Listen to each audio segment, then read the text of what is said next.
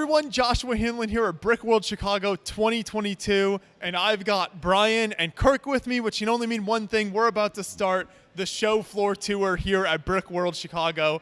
These are always super fun, or at least very informative, but maybe fun. They are a trip and a half. We got many hours of content ahead of you, folks. Buckle in. We got to get started. We got what? Jesse's Brick Galaxy over here.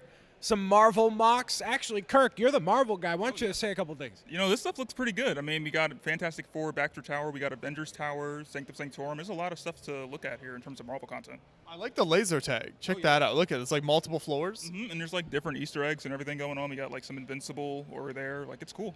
Is that Throg back there? That is Throg. What is that? Throg is like a mixture of Thor and a frog combined, basically. It's an interesting storyline. He was actually featured in the Loki TV show. He had a cameo. Okay. Haven't seen it. You'll hear that from me a lot throughout this tour. Yes. Shout out to Amanda Fuke with her on the corner kind of modular build here. She is the reigning Brickworld Master, which is an award they give out once every year here at Brickworld. We got a Brixies Barracuda throwing it back to the classics. First of many classic displays you'll see here. Rapunzel's Tower. And then this is like the start of a massive, I think this actually goes all the way around like the end of this layout. This is California US 66 that runs from, I believe it's Los Angeles all the way to Chicago. So it's a road through the US, and then it's different landmarks all along here. I'm pretty sure that's what's going on, Brian. Yeah, and this is all from Twin Lugs, so it's everybody collaborating together to have one succinct display all the way down. So it's having great representation of all different cities throughout California, Arizona, and all throughout Route 66. It's really awesome to see the variety of colors, building styles. We got Duplo in here, classic stuff, new stuff, all across the board. It's beautiful. I like the little New Mexico sign there as well. It looks like the builders are still adding a few things here. You know, you're trying to get it ready for the public tomorrow. That's always good. You can see the white tiles kind of represent the road line there as you got all the different vehicles traveling down. The San Miguel Mission. You've got the big Texan kind of ranch. Looks like it's a steakhouse type place there. The Cadillac Ranch is very unique with all the rainbow cars. I've never actually made it there in person. I haven't either, but I like the hodgepodge of colors. Makes it very distinct across everything on the table here. And the amount of creativity, especially in the tiles going all across the entirety of this section, really makes the entire piece united, especially the giant blue whale there. Always got to enter the big blue whale. You know, mouth first. It's great. We got a bridge. We're in Missouri now. I don't know who would end up in Missouri, but, you know, that's great. Sometimes you've got to cross through to get places. Yeah, that's unfortunate. We have the drive-in over toward this way. Look at that in tantalizing movie on there. Put some Beyond the Brick content on there, or some whatever. Anyways, we can continue on. We have the tugboat and barges on the river, which is excellent, and then the very beginning of Route 66, which is in, I guess, Wilmington, Illinois. I think it's Chicago. It looks like the map ends in Chicago. You know, we're in Brickworld, Chicago, so that kind of figures. That connecting the dots over here. Kind of makes sense, but, you know, it's already been a long day, so. So anyone who's driven this route, you can comment below on how accurate these buildings are and how well the builders captured the landmarks. Now moving to something completely different. I have no idea what this is. I mean, if you had any, do you really not know what this is? No clue. Oh, it's military vehicles. I thought you would. Well, no, it's like a video game or something, I think. Oh, I don't know. I don't know. I think so. There's it says Steve Jackson Games. It says Ogre, some kind of like military battle thing. So yeah, I think it's based off of that. It's like a futuristic sci-fi little mini battle map. This is the HMS Warwick, which is it looks very Nexo Knights inspired. Yes, for sure, with a little bit of Star Wars flavor in there, it being like a Star Destroyer inspired vehicle. You got the teddy bear build in the back. Very nice. I like the little colorful tank. Going real colorful with the military vehicles. And it's Easter. It's a whole Easter, Spring Acres, I should say. Not Easter, but it's spring. Spring Acres, very generic. Right, exactly. These are characters from Gravity Falls. Show I've never seen. Gravity Falls. So it was a show that came on Disney XD, I believe, and it was basically about these kids and their uncle had an adventure in like mysterious adventures in like city of Gravity Falls, and basically there's like all sorts of creepy stuff that goes on. It's kind of like a new sort of spin on like Scooby-Doo in a way. but like it's pretty popular. It actually just had a 6-year anniversary, I believe, just recently. And it looks especially fitting next to these giant Fabuland mocks. Oh, yeah. The Fabuland Forest Dwelling, which is on a spinning platform here. You don't see many tree trunk builds, especially to that like girth of a tree trunk, but it works really well, especially with the Fabuland aesthetic. And then the giant Fabuland sign that you literally cannot miss, even if you were blind. It is beautiful with all the assorted Fabuland figures down below. Love the amusement park aesthetic. It's something very different from Fabuland next to that. This is a stained glass window. This reminds me a lot of sort of like a medieval 3-piece altarpiece type of idea, but it captures, I think, a lot of the different Lego medieval castle themes over the years. You've got the stained glass with their kind of coat of arms emblem, and then the minifigures represented down below as well. This is a super fun build, very, very creative and just really well done. Has a very medieval feel to it, so I really like this one. This one stood out to me at the show. And then some more comic book inspired builds. You can see the comic, it's postcard vignettes they call it. So it's like little comic postcards, I guess. What do you think, Kirk? Looks pretty good. I like the way they displayed it with the sort of a comic book in the back. It kind of reminds me of like how Marvel Legends used to have like comics that came with the action figures and stuff. So it kind of feels like something like they would do. So I do like that style, but seeing it in Lego was even cooler. And then some plants next to that, some cactus, little medieval layout. Unikitty Island with a giant slide coming out of her mouth to play on.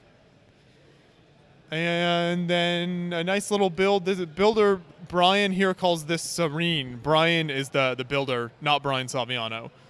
No, I have nowhere that amount of talent or that sense of peace in my life to make something so beautiful. But look at the Ninja Turtles. Yeah, and you know, when I think of frogs and Serenity, I think Teenage Mutant Ninja Turtles. Next to that, by the same builders, Dwarf Caverns. This is a really neat build. So you've obviously got the giant statue up front here with his hammer. You've got some fire in the back, and then the mines underneath with some of the rock monsters back in there as well. There's a lot to explore in this build. And that finishes out the, I guess that's the twin lug section we were in there. So we'll head on over here towards the edge of the building. So we always try, as we say with these tours, to show every build as much as we can to cover all of the builds on display. This build was called Infinite 100%. I have no idea what either of these mean. I will give you $1,000 if you tell me what anime it's from. Oh, Pokemon. That's not Pokemon. That's not Pokemon. Let us know in the comments what anime those are from and prove Joshua wrong. I won't give you $1,000, but I think this is your way of saying you don't know, but you don't want to tell the audience that. you don't have to call me out publicly. We have the tiny Trailblazers, which, hey, these are military vehicles around here. Yeah. Little tank, little ship there with the tiny like baby. I love the little baby pilots. That's amazing. You got like a church with some fireworks. Wow, the stagecoach, the castle, the Vikings. This reminds me of Martin Harris did a series of like baby builds, sort of in that same vein as well. Got some smog. There's an abandoned gas station. Lots of different like nice accessory pieces all around that build. And something that I love about this whole section here is that they're using the water tablecloth to convey what it's supposed to be. With a lot of these displays, people feel like they need to do every single thing out of Lego. You don't have to convey the point. And instead, you can focus on main structures themselves, like this beautiful Captain's Buccaneer's Dread over here, the catamaran, the volcanic island. Those things really capture the attention, and you don't have to spend as much menial time on the water. So this entire display is incredibly well done, done by Geneva, which is awesome. Look at the gold detailing on the side of that ship. That's crazy. Even the tower right here with like the eyes and the mouth, how it's formed, like that's some nice parts usage. So I'm liking it. Sort of a tiki hut effect there as well. So we'll go around to the other side of this display to show some more details, and then the far side. It looks like they've even got their own little pamphlet that they hand out. I don't know what this is. Brian will take a look at that while we keep moving around this wonderful star fort here. Great example of some colonial era defensive fortifications. Then we've got the little worlds, little cities, towns. I don't know what you'd call those, plots. Plots like it's a grave. I mean, it's sections, multiversal portals, whatever you want it to be. It's great. And then we have some more, actually some images of different mocks that apparently this creator has made. Also something that is very welcome at these shows. You don't have to bring everything here. You can show images of what you've built in the past, and there's a good variety here as well. Here's a little ornithopter, a little orbital colony, all big track there. Got a couple of fighter jets, little architecture model, and a Land Rover, and then some Mountain Dew. Some Mountain Dew right over here. My personal favorite flavor of Mountain Dew. Is the Baja Blast? Yes. That's a good one. Can make it over toward this way. This is a layout that looks like the builder is still working on, or at least adding some sets to it, possibly. So it looks like this is kind of like an adventure camp. Camp Free Brick, it's called. So there's like archery I'm seeing, camping, you've got a concession stand. I love the high ropes course here in the trees. That stuff is always super fun. Have you ever done one of those, Kirk? I have not, so I give props to the builder on being able to design something like that. We need to organize a Beyond the Brick high ropes course. I think you and Brian would do great. Definitely be able to do that. You don't need to see me at any higher altitude. You do need to see me at a beautiful Harry Potter display that we have here. This is done by Lewis, and it's Star Wars, Harry Potter. There's like turtles and tarantulas and oh me, oh my. It is a great mixture of all the different movies and scenes and seasons, actually. There's a tremendous amount of signage on the front of this build as well. You guys would need a lesson in branding, so let's take some notes here for all these incredible YouTube channels, content creators across all platforms making awesome stuff and bringing it to Brickworld. And we have our first Nintendo Mario Bros. Thing of the tour, everybody. Whoa! Round of applause. I can die a happy man. We have representation. Here we go, everybody. It's the Super Mario Bros. And the Castle of Lions behind there.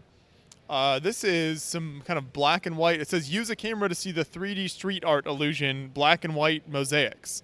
So I guess, well, looking at it through the camera, does it work?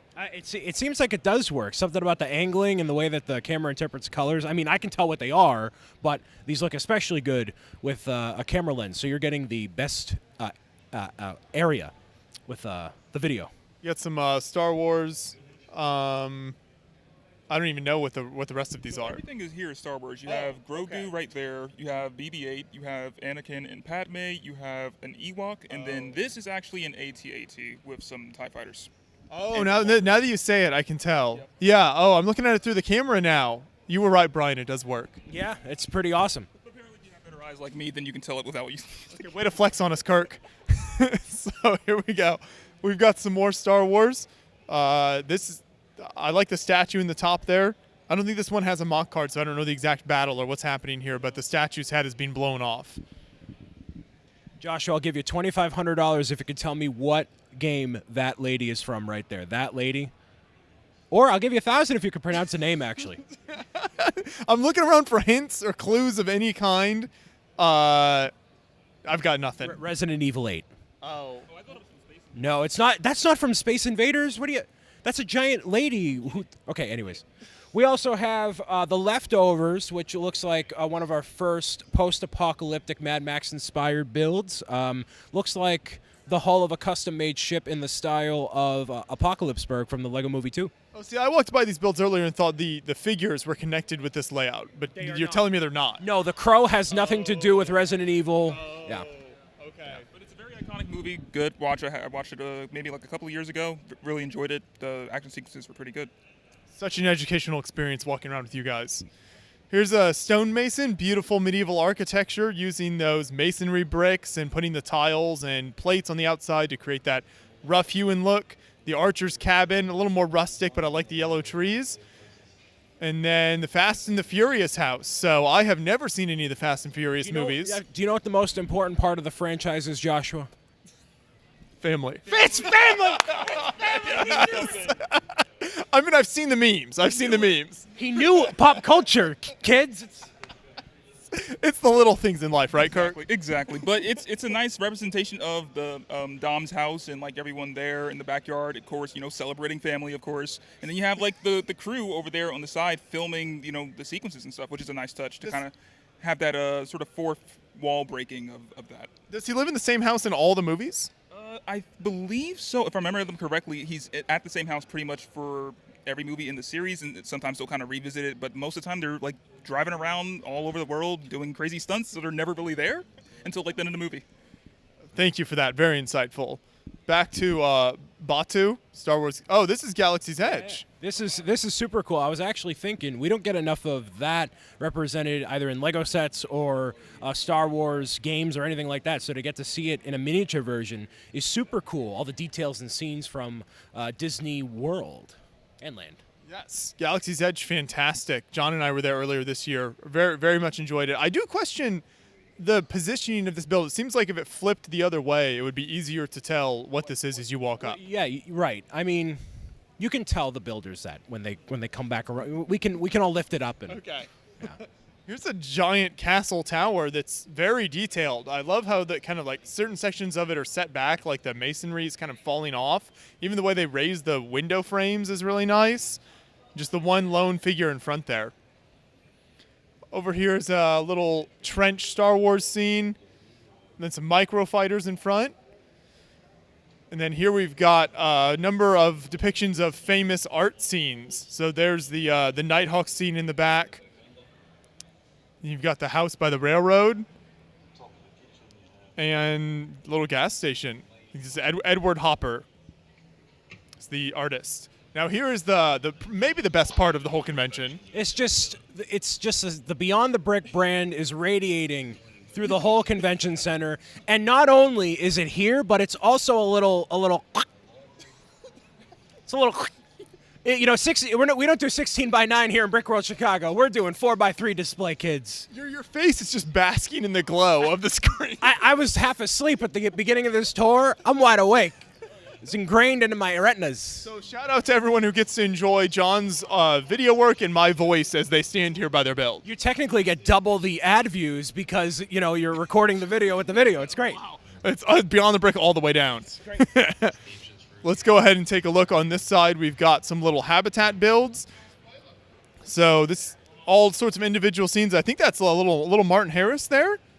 In the middle, maybe? Oh, these are it's Insta connections. These are all like Instagram Lego people, I think. Yes, they are. And this is from the Track Company and has all these different, like you said, little microbiomes. So you see some of your favorite content creators here. I'm not there because I don't do Instagram. So it's only the cool Instagram kids. I don't think I'm there either. You're not on You're only on Instagram when you're showing off. Oh, we're in Egypt. We're in Antarctica. You know, you're not. You don't have the studio like Martin Harris does. Oh yeah. Martin's way cooler than I am. Oh, I like this Normandy beach scene. I hadn't seen this. This is really well detailed, actually. I like that. The little explosions in there. Lots of good landscaping. The landing craft coming ashore. The two different shades of water there as the water gets shallower. Good work there, Tyler. Got a little siege creation, abandoned city exploration, the Red Dead Redemption 2 train robbery. Not a little wet western train robbery. Some superhero minifigures. Iconic Wrigley Field, Chicago Cubs. Chicago Cubs winning since when? No, I'm kidding. I'm kidding. They're doing fine. You fly in from Boston all high and mighty. We lost the NBA Finals. That's it's fine. True. I'm sorry to bring that up. Here's the nice Star Wars layout here as well. So it looks like we've got some droids. We've got some clones, I think. And there's a battle happening here. This gentleman here is like, this guy's going to butcher my mock so bad. But what is happening there? What's the spider thing? What's that? Oh, you mean this? No, that. Oh, this? Yeah. Well, this is it's a special type of missile. It's a short-range explosive. It was used mostly in the Clone Wars. I forget who it was developed by. I know a lot of Star Wars things. And it's just a little mushroom cloud. Little explosion. It's disrupting the ground quite a little bit, and it's about to run over these guys. And this tank, because of how it's made and what it's made of, is catching on fire due to radioactive. But that's of course only going to affect the clones because they're real people and the droids aren't. Thank you for sharing. We appreciate that. Keep up the good work. Lunar exploration hub, so we go to space on the moon a little bit. Some smaller micro builds. A little desert attack. There's Star Wars mixed in kind of all throughout here. Yeah, and Brickworld Chicago, correct me if I'm wrong, does not have a dedicated military section. So it's all like these wartime scenes, these Star Wars scenes are all mixed in. Correct. And there's not a whole lot of military stuff. You'll see some, but it's not as much as, say, like Brick Fair by any means. Little blacksmith. Here's a little Midtown. I'm assuming from Overwatch based on that mock card there. I know nothing of Overwatch, so just hand it over to Brian. No, it's good stuff. And then there's that beautiful YouTube play button there. Subscribe to Beyond the Brick and all the other wonderful creators we have here. Yes. This is when you give a shout out to the Bricks O'Brien YouTube channel. See, I could, but I also know to be professional and not self-inflict my brand during this tour. So This is why I opened it up for you. well, there's Voltron. We have Voltron Legendary Defender, which this is just a souped-up Ultron. This is the model LEGO should have came out with, man. This is crazy, especially with all the lights. I'm noticing a lot more lights in a lot of these creations this year, so I appreciate that. Brickworld invented the world of lights, where they shut the lights off and have the dark night, and they shut off all the lights, so it's totally dark. It's always amazing. So Brick Fair ripped it off a little bit in a good way. Okay, that makes a lot of sense. The dots are connecting here. So this is the official kit next to that, correct, Kirk? Correct. It's that's the official set that LEGO made. You have the mock, which I think the mock honestly has a lot of detail going on there in terms of the function of like how the arms are moving and everything. Seems like it has more flexibility and stuff. So I like the work that they put there, especially even with the terrain base, just kind of add to it. But we have so many giant robots around here, giant displays, including this wonderful, almost 20,000 Leagues Under the Sea inspired creation. This is Voyage to the Bottom of the Sea, one of my favorite TV shows growing up. I thought it was. Old black and white 60s show. Did you have to like hand crank the TV as you watched it? Oh my goodness! So they got into all sorts of escapades and adventures under the water. I can tell there's fire underwater. I don't know how that works out, but and this one I know Indiana Jones. A couple of different scenes from the movie. So the movies we acknowledge, at least the good ones. So. LEGO has never made anything war related though. No, they would never do that. It's against the brand policies, right? No, they wouldn't. Never. Oh, there's Batman up top. I also got to give a shout out. They added this like crew area to the Voyage to the Bottom of the Sea build. I like that with all the lights in there. Very nice. We're gonna get spicy with this next section. I think right behind us. How do you feel about Iron Giant? I like it. I think it's one of the most overrated movies that's ever existed. And I'll tell you why you're wrong. What? Tell me why I'm wrong with this beautiful. So we have the Iron Giant right here. It's a lovely model. I think it's actually very accurate to what we see in the movie. You can see the sort of mini-land sort of esque build of the character from the movie with the Iron Giant. You have light up eyes and everything, and there's like some really good usage of like slopes and just kind of making it as smooth as possible. So like honestly, if I could buy it, I would. And although I'm not a fan of the movie, this thing is crazy good.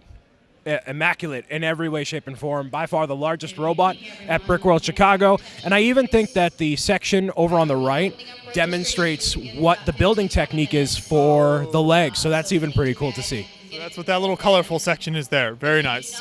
I've only seen that movie once, so I don't feel qualified to give my full opinions. Yeah, no, that's totally fair. I want to bring attention to this Deadpool right here.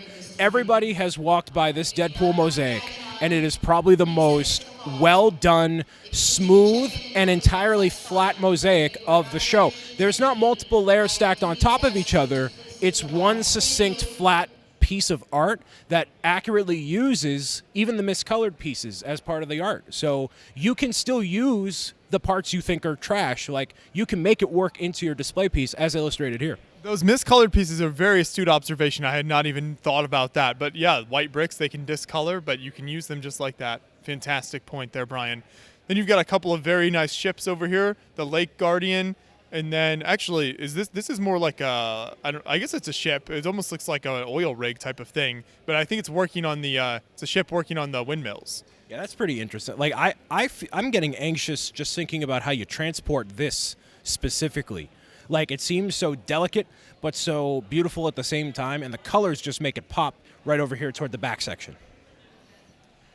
Let's see. We should move back down this direction then, so we can just kind of turn around here. This is a giant Omega moon base, so it uses this line. What was the name of this space line? Space. Oh, what is it? Alien Conquest. Alien Conquest. Okay.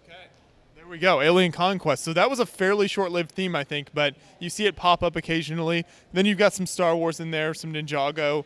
There's other references to stuff throughout here. But this is quite a sizable layout. Tons of rooms all throughout here with lots of vehicles and even some lights. A little, I guess that's like a underwater, I guess a big aquarium tank. Yeah, and it's using those blue illuminating lights to illustrate the water without needing to fill it with water. So techniques like that really resonate at shows like this. Turning around, we've got the Jurassic Park mosaic, and I think that's Doctor Who underneath there. That is Doctor Who. This is a year of mosaics at Brickworld Chicago, man. There's some crazy stuff. So I think Lego art really inspired a lot of that, especially with the giant Jurassic Park mosaic. And that continues all the way over to this other side as well with, we got some more really interesting Art Deco pieces over here that don't have a muck card quite on there yet, but that's okay. A nice demonstration for the Star Wars microfighters over here, all seen in one collection, which is beautiful. And obviously, having a little bit of Pokemon action here makes my heart warm up very nicely, especially with Roserade and Heracross. Very nice over here. Some of my favorites. I'm sure they absolutely are with your in-depth Pokemon knowledge. More mosaics all across the board. We got some Canadian representation, eh? This is, I think, looks like based on like indigenous Canadian art. That looks like that's what this mosaic is based on. So I like the unique choice of material there. Here's an Illinois mosaic and Tinkerbell. I like this, like a father-son. And this is layered mosaic. It's very nice. Yeah, and these displays over here have such a distinct art style to them, but only using like plates and bricks, so it still conveys such great emotion from the different seasons. So snowy and summer, country night.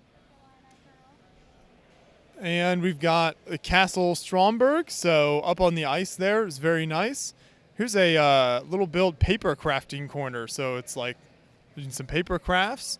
Let's see, you got a musical mosaic back there. Ooh, a couple of nice music-based builds. I like that. There's a zebra head, the WandaVision. Kirk, where does this rate? I would give it a 10 out of 10. Actually, 11 out of 10. Okay. Great model. I think it's a nice combination of both the characters from the show, and just if you're a Marvel fan, like I think anyone would enjoy it. I like the little palette and brush in front there as well. And fairy tale butterflies, some very nice stuff. Here's flowers mosaic. So Brian was talking about the great mosaics, using the flowers to create the flower mosaic. Yeah, and those flower pieces, I believe, are like retired pieces. So putting great use to a older piece in the Lego catalog. Fantastic mosaic by E.J. Bocan, remembering Arthur Gujic, who was a builder that displayed here for quite a few years, very influential in the early years of Brickworld Chicago. Boba Fett, and you got Spider-Man Venom, along with the ads playing on the video screen.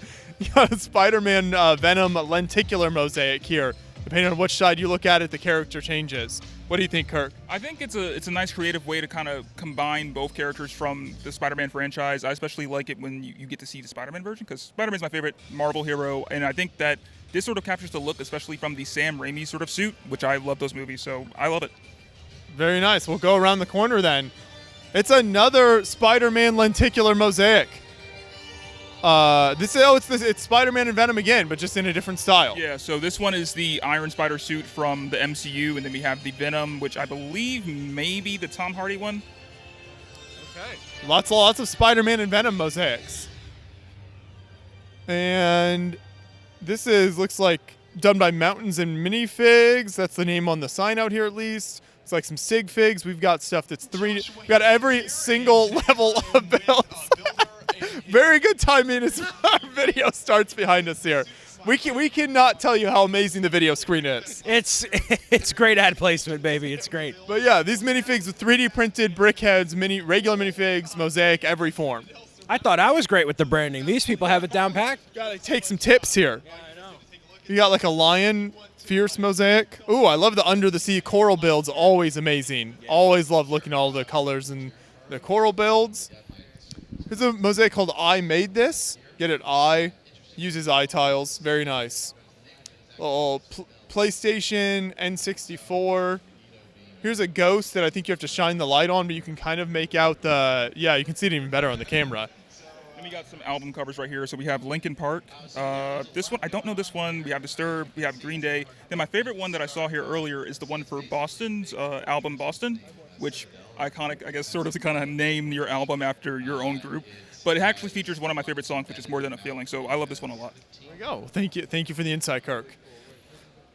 Then we've got the Central Zoo, and we got, of course, the camels, got penguins, polar bears, the pink flamingos. I love the pink flamingo piece. That's always fantastic. There's a little cave with bats. Of course, Batman is in there.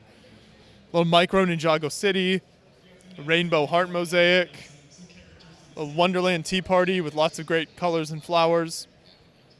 Here's some Star Wars Marvel. Star Wars, Marvel. I especially love the Wolverine right here. Like this art style that we have going on here. Like Brian said, the mosaics have really just been wowing this year, especially for like everything that's being displayed. If I could buy this again, I would totally buy it. Like this looks great on the wall, especially with the 3D sort of effect of like the snicked sort of effect in like text. That's great. I love it. Shout out to the Wolfpack shield there as well, representing one of the lesser known, shorter lived medieval castle themes. Then another Star Wars mosaic as well. We've got a Lego sign and a couple more here, Scooby-Doo, and I think that finishes, so we should head back around. I guess we can probably just come over here and then kind of make our way around. Well, we'll get to everything eventually, right, Brian? Absolutely, baby. We're back here with some more pink flamingos. What other color would there be? Oh, valid point. That's a yeah. Very many flamingos. You got some big semi trucks and tanks. Here's something from Spaceballs. Hey, look, it's the Osprey that Lego didn't make. Look at that. Oh, but it's not in its rescue color. Right, as it's most notably known for, the rescue colors. A little Captain America build. We're getting to our first bonkle of the show. Everybody, first bonkle of the year. We got a Spider-Man in there. We got what looks like Emperor Zurg kind of mixed in as well. I'm always impressed with the way that people convey different characters and the Bionicle art style. It's incredible. I was playing this game a little bit earlier, so this is a fan-created Bionicle video game that a couple builders are working on here at the show. It's going to be on Steam at some point, right? Yes, it is. This is Bionicle Masks of Power. It's going to be releasing on Steam. We're letting people try it out here at Brickworld. Thank you. I had great fun earlier, so keep up the good work. And hot take, it's probably better than most of the recent Lego games, but that's just me. Hey, high praise. This whole layout is Modulex. So if you haven't heard of Modulex, this was a theme that Lego did. I believe it was in the 60s, maybe the 70s. It was designed specifically for architects to make buildings out of and make plans and blueprints. And so you could glue it. You could do all sorts of things that you're not really supposed to do with Lego bricks today. But there's quite a lot of variety of parts and colors, as you can see in Modulex. And we actually have a video with this displayer from a few years ago where we went through this whole layout. You can check that out on the channel. And as a call out to anyone, like all of the informational stuff like that is always welcome at these shows. We need more of it. So if you have something unique that you want to display that isn't traditional Lego, kind of like this, that educates people on the past history, absolutely do it, because that's what we need to see more of at shows like this. Always a good point, Brian. Very, very nice. This is the Tower and Coleridge Prison. Then you've got Arkham Island. This builder makes nice use of a mirror to kind of expand the city out further. This is Allison's Town. And then, look at this nice little Easter basket to go with that layout we saw earlier. That's a spring basket. My bad. Spring basket. Oh, very nice little World War I artillery scene. The artillery dug in there with the trench behind them. Here's a scene from one of the Avengers movies. Infinity War. So this is where the Outriders break through the barrier after T'Challa has them open up the barrier, and then everyone's just basically having an all-out war in Wakanda. It's a great moment, and you kind of root for the heroes until you know what happens to them at the end if you've seen the movie. There we go. Here's a garage mechanics area. We've got the first of, I think, a number of Minecraft layouts that we'll see today. Yeah, these are always very popular, especially with families here at the show. Oh, Lucky Strike. I like this. It's a mosaic, but then the bowling ball is kind of the 3D section as it's knocking over the pins. It's a very different use of color for the bowling pins there. Very nice. Little Jedi temple. This is Lars Homestead from Star Wars, so a lesser done build, but very detailed and very impressive. Yeah, especially with the Homestead that released recently from Lego, that adds quite nicely to it. We'll go ahead and come over then to the Windy City lug layout. So this is the Do a barrel roll. Do a barrel roll over here. See, it's Star Fox. Okay. You know Star Fox. I've heard of Star Fox. Do you know what it's from? Do a barrel roll is from the game because you do a barrel roll in the R wing. Anyway, I was figuring that. that's what that is. Anyways, we got Ghostbusters with the library scene. Obviously, lots of light up creations with the Deadpool taco truck, the pinball arcade making great use of the multicolor flashing lights. And even into the mosaics, there's a couple up here actually. Not only do we have the Ghostbusters emblem, but also Mewtwo in a 3D style mosaic with stars in the background.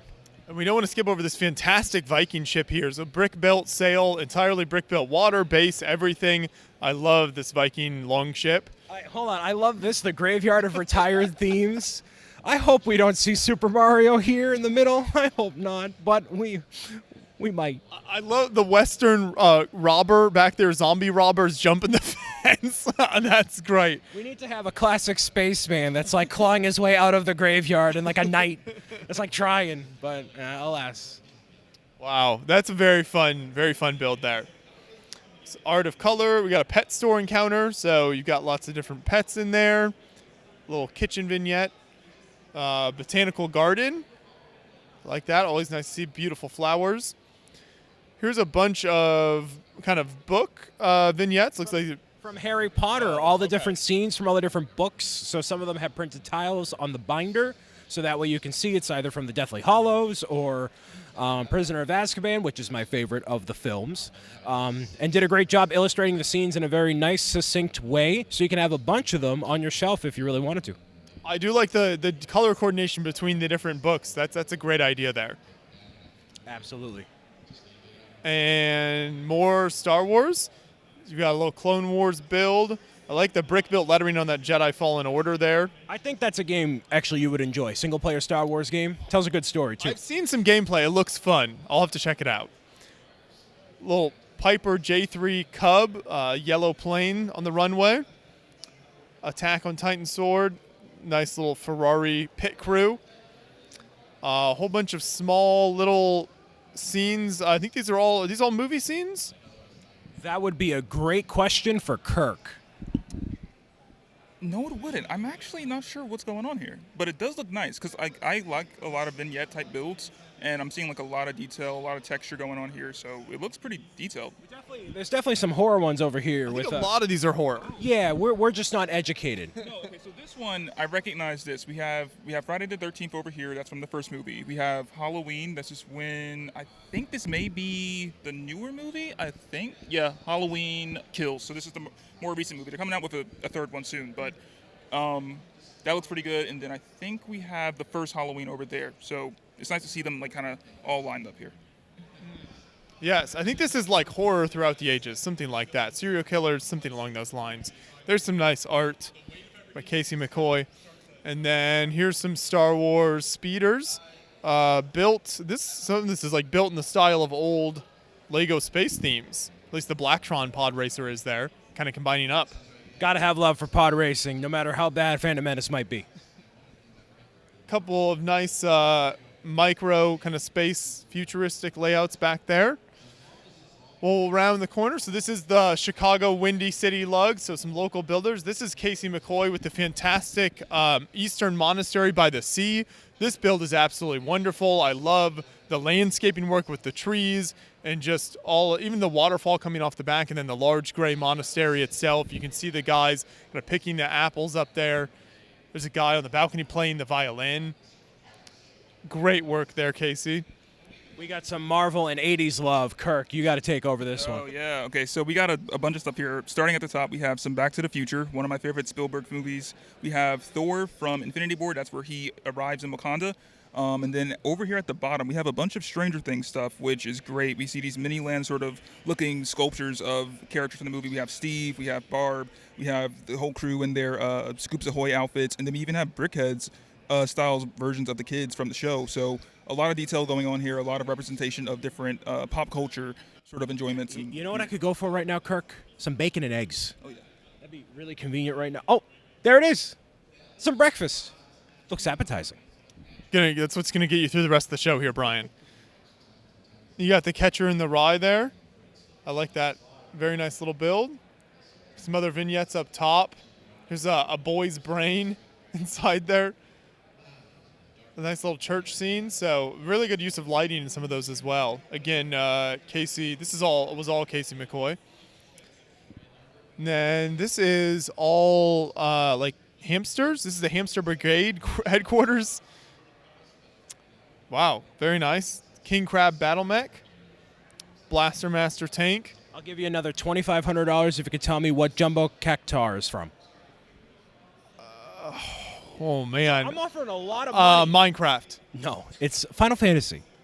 I never would have gotten that. Is it an actual cactus? I mean, I certainly hope so. Let's see. We've got all of these. Is this a train from something specific? It says it's an Autobot City Defense train, like a Transformers type of thing. Yeah, I don't know if they actually ever did that in the show, but if every single car was its own Transformer, that's kind of a sweet idea. Oh, and the whole train would transform? Yeah, that'd be sweet. And I love this custom Transformer, this Twin Bolt right here. That's really awesome. See the photos there for the before and after. Here's the Vader appearing in the final scene of Rogue One. The glow of the red lightsaber is great there. And the name of the mock is Uh-oh, which is exactly what I said in the theaters. This build here is actually part 2 of a combination of Frank Lloyd Wright architecture with Star Wars scenes. So we interviewed this builder last time Brickworld Chicago happened. He had a Tatooine-inspired build. This is the Orson Krennic house. So Frank Lloyd Wright is an iconic architect, obviously, in U.S. history. Has a lot to do with the city of Chicago and this area of the country. And combining this up with Star Wars is just such a fun, creative idea. It captures the look and aesthetic of Frank Lloyd Wright very nicely while still having a lot of Star Wars elements. Yeah, absolutely beautiful, and the lighting just adds that much more to it. And around the corner is the Dawn Patrol on Endor. So this is the Empire heading out to Endor. You can see some of the big trees up front. This is kind of like a docking bay with some walkers and some great lighting in there as well. Then we've got Chicago row houses. So this is, I think, the city of Chicago, at least partially captured here. Some of the different buildings from Chicago on display in micro layout, which is something that a lot of builders like to do. Micropolis. Yeah, looks absolutely beautiful. Details captured wonderfully. We also have the Portal Knights, a Portal Adventure. I don't know what is that? Oh, those are tires, but flipped inside out to make the kind of skin of the worm. Interesting. Very, very creepy effect. We'll move on over then to the next rectangle of layouts here, and we start with a Resident Evil inspired mock that looks like it's got lots of scary kind of zombies going on. Yeah, really doubling up on the Lego set for the haunted house and taking it tenfold with all the different levels and experiments inside. Even some nice water in the bottom. I like that. Here's a sort of like tugboat type build. Then you've got the Deadpool Star Wars mashup, the tracked vehicle, and the crawler, speeder. Submarine, so it's a submarine, also it's like a manta ray. Yeah, no, that's a great combination there. Shout out to Grogu, who has been taken over by Gargantos from Doctor Strange Multiverse of Madness. Shout out, that's great. That's very creepy. What a way to ruin a beautiful creature. This is Vicky Viper. So Vic Viper is iconic kind of fighter style. So this is taking it and kind of adding it Friends style. Which one of you guys knows anything about Star Trek? Kirk, you know anything? All I know is that I used to be called Captain Kirk a lot. That's kind of where it ends. So not much then. Okay, well, this is a fantastic layout. The lighting here is really what makes this stand out. If this was just a whole bunch of builds thrown on the table, it would not be nearly as impressive. But the lighting makes each one kind of individually stand out with the little, almost like UCS plaque signs there as well. So great job with the presentation on this layout. Whole bunch of micro bots and robots, little mechs as well. Some smaller, I like the little gunslinger robot there. And Galactic Repair Bay, so very, very busy, very packed, large mecha repair bay. Yeah, very busy, detailed, and wonderful in its own right. This is New Asgard. They've got the little image of Hulk sitting in the back of the truck. Mm-hmm. A very funny scene. I laughed in the theater when I saw that happen because you see the truck is basically just like it's not even holding up his weight. It's just dragging along the road. It's a very funny scene.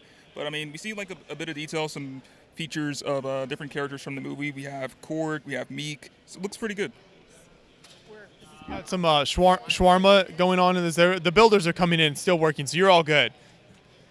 There's the Avengers complex as well, so a whole bunch of Marvel stuff. Mm-hmm. Like a ton of different scenes from like iconic movies. So we have the first Avengers movie with the shawarma, an iconic moment where they finished a battle against the I forget the name of the characters, the aliens, but they finished the battle there, and then they're like, let's just go out for shawarma because there's like a long day's fight. Let's go eat. Then we have the compound from Endgame, which I think this is probably like a really good model because you see the time travel machine that they use during the movie and kind of like to go get the rest of the time stones and stuff. Very good in detail and like featuring a lot of Easter eggs and stuff in the movies.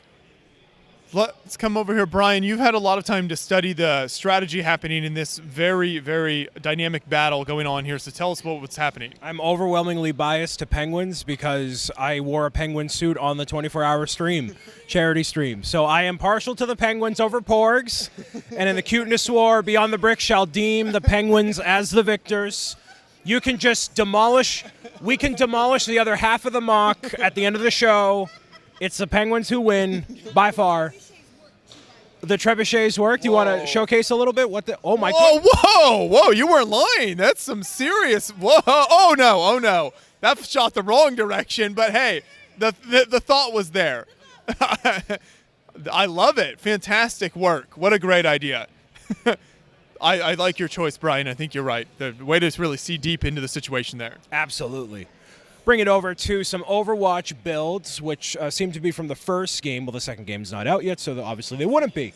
But they had a limited run of these sets and one set from Overwatch 2, so it's a strong fandom, but not many sets to pull from. But we have actually a lot of iconic locations here from all the different multiplayer maps. So my favorite of the bunch is probably the Ilios Lighthouse over here. Very bright and vibrant map in general.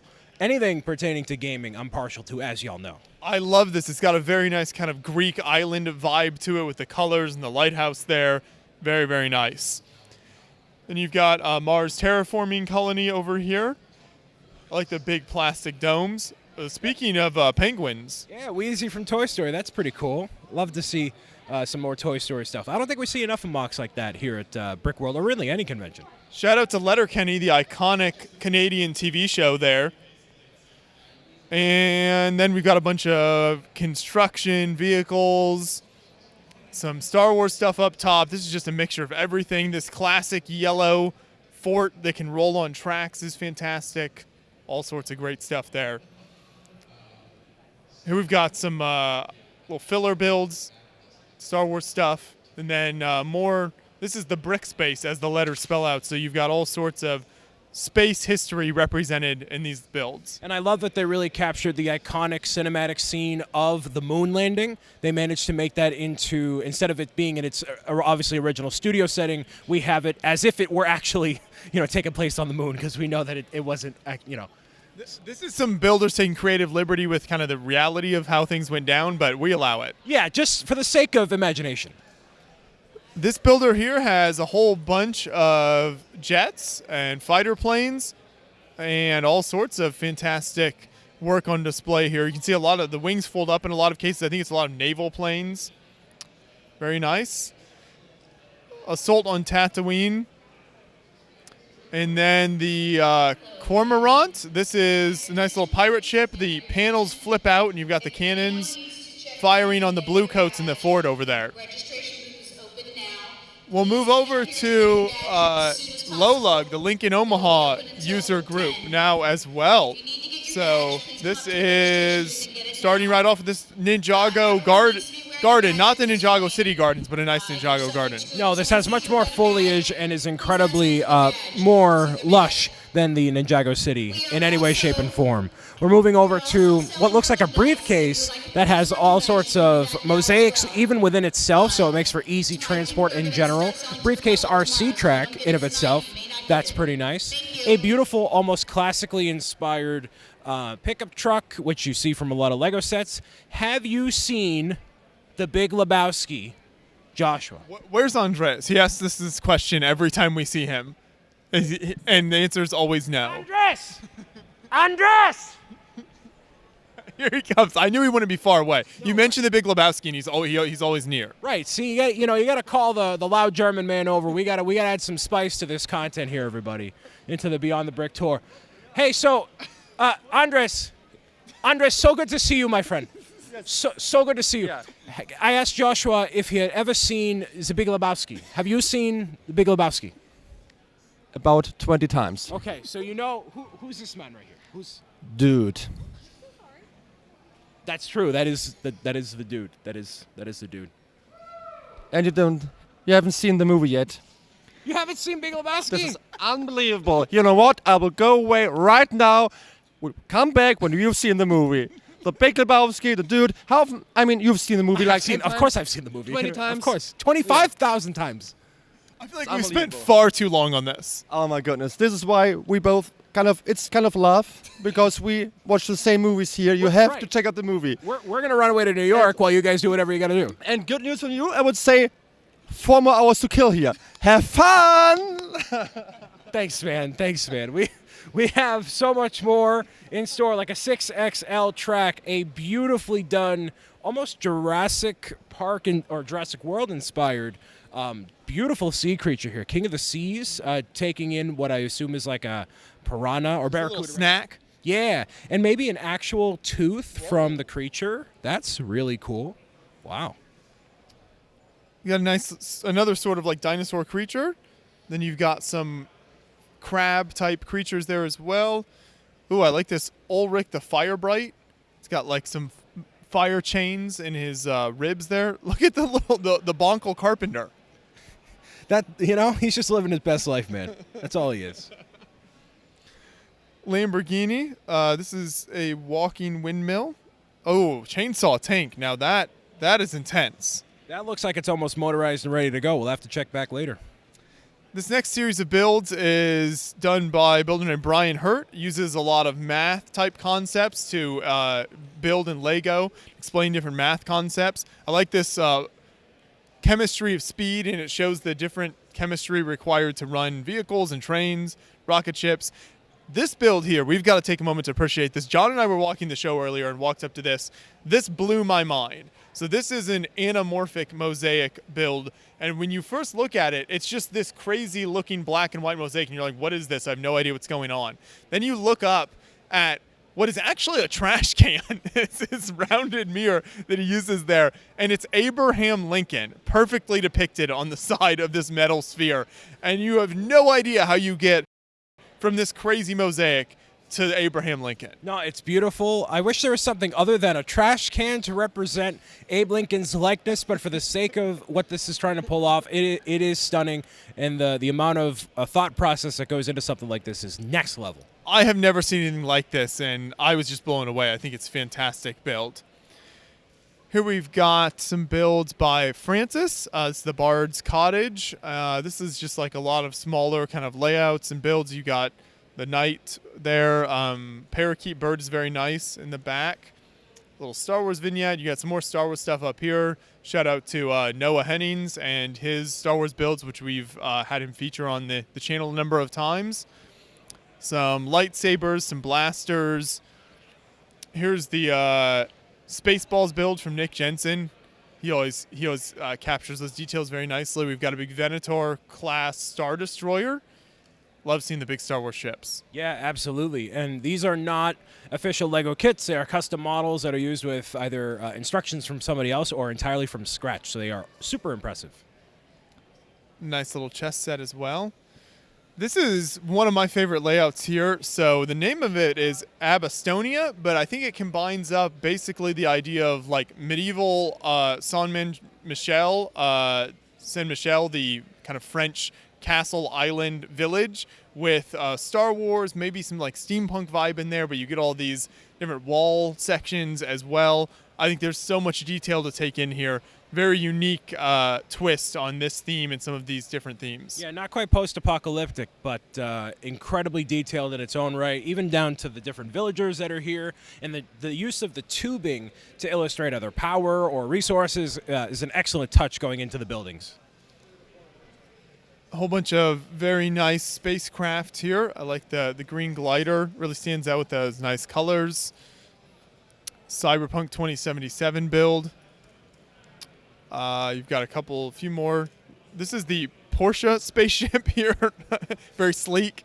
That's where all the Beyond the Brick ad money is going to go to, is eventually the in-real-life version of the Porsche spaceship. Yes, for that space tourism. Yes, exactly, along with Jeff Bezos and Elon. We conquered Antarctica. Next is the Porsche spaceship. Next is space. You got the mountain climber, and then this is The Last of Us Part 2.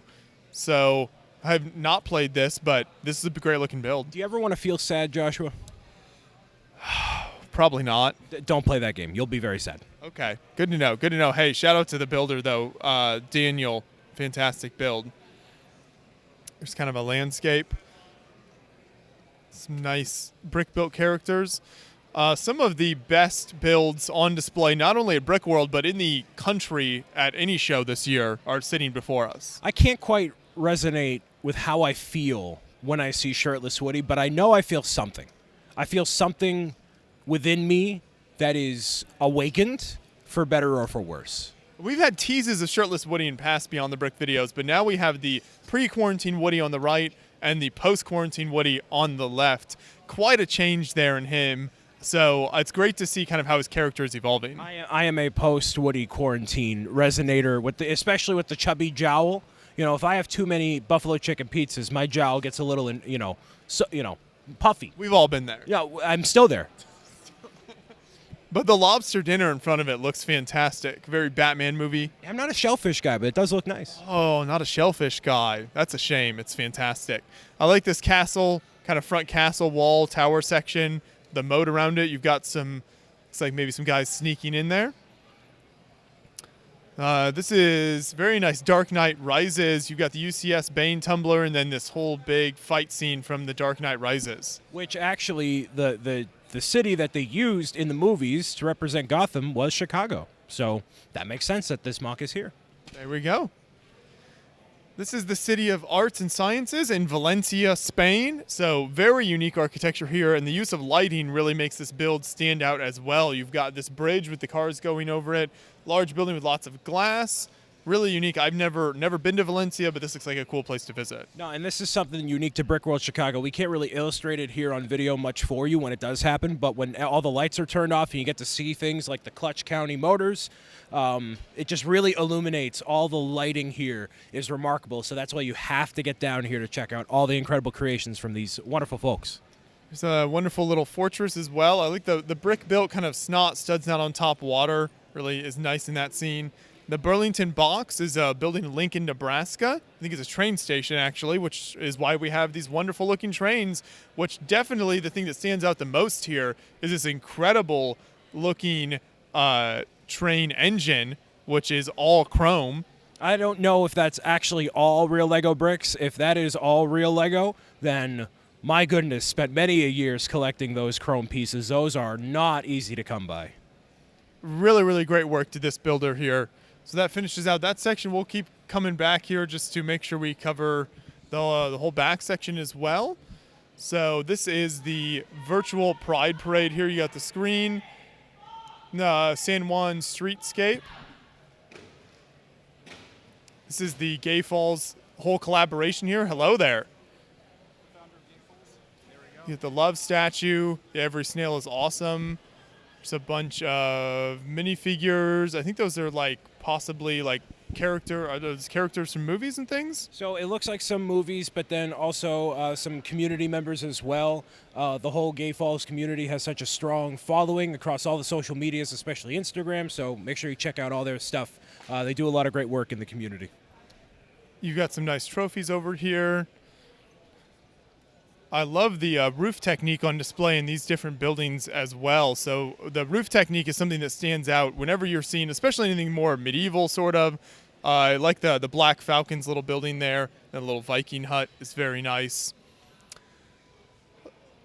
Let's see. This is Lord of the Rings, maybe, No, or a this combination of lots of things. No, this is Star Wars as if it were a medieval fantasy thing. No, I am thy father. This is Luke and Darth Vader as if they were knights, and it's a really unique interpretation here. You got, instead of the Boba Fett starship, we have Boba Fett's serpent, I guess, at the top. Look at that. I love twists on familiar themes like this because we see so many Star Wars builds, so many kind of medieval builds, but to combine it up like this is fantastic. Yeah, into something entirely original as well. We've got a Spider-Man scene here, Kirk. Oh yeah, this is great. This basically kind of takes a lot of inspiration from the bridge battle set that Lego made and just kind of combines it all together with some Easter eggs from different pop culture things like Scooby-Doo. We have Spider-Man, and we even have like a Beyond the Brick appearance right there at the top of the bridge, which looks pretty nice. What? I hadn't even seen that. Very nice. Hey, you've got to have the reporters there on site yeah. to capture it. Definitely. Speaking of reporting, look at this cool little like YouTuber studio looking thing there. I like that. Right here we have one of my favorite movies as well. We have Tron. This is the original movie, 1982. So you have the classic style version of the light cycles and like their classic sort of primary colors. Looks very nice. I love the technique for the wheels and how they got that roundness. Good job. Tron is a fantastic movie. Brian, we need to bring you back in for, I don't know, second, third sighting of Nintendo? It's the first of hopefully many. Yes, the mini NES. Obviously, I'm very partial to that and love that set in itself. Good to see it in a mini form. And then we've got, this is like, is that Duplo train track? All around. It is Duplo Train Track, but it's the Super Mario Rainbow Road. So there's all different types of characters and a very Cloud Cuckoo inspired Carolot Castle. So this is actually Care Bears, not Cloud Cuckoo Land. I don't know why I said that. Care Bears is actually one of my favorite things I used to watch as a kid. Like I love like the classic movies that they made, and I remember watching it like a lot on repeat. So it's nice to see something like that represented here. Not something you see represented too much with Lego. Here's the, let's see, you got a Pizza Planet Alien. You got a little Prestige movie scene. And Dark Side of the Moon. Shout out to Paul Hetherington, fantastic builder. He's done a lot of great work. He's got a little, looks like almost like hand drawn in the back there. Very nice. And I think that finishes out this section. So I guess we should keep moving back actually and make sure we continue to capture all of this. So one thing that the way the Brickworld is laid out is the middle section is all vendors. So we'll do kind of the right side of the hall tonight, and then we'll probably finish up the tour tomorrow night. There's just so much to see here at Brickworld Chicago, including various custom minifigures, the Battle of Vicksburg, Attack on Titan scenes. There's so much to see here.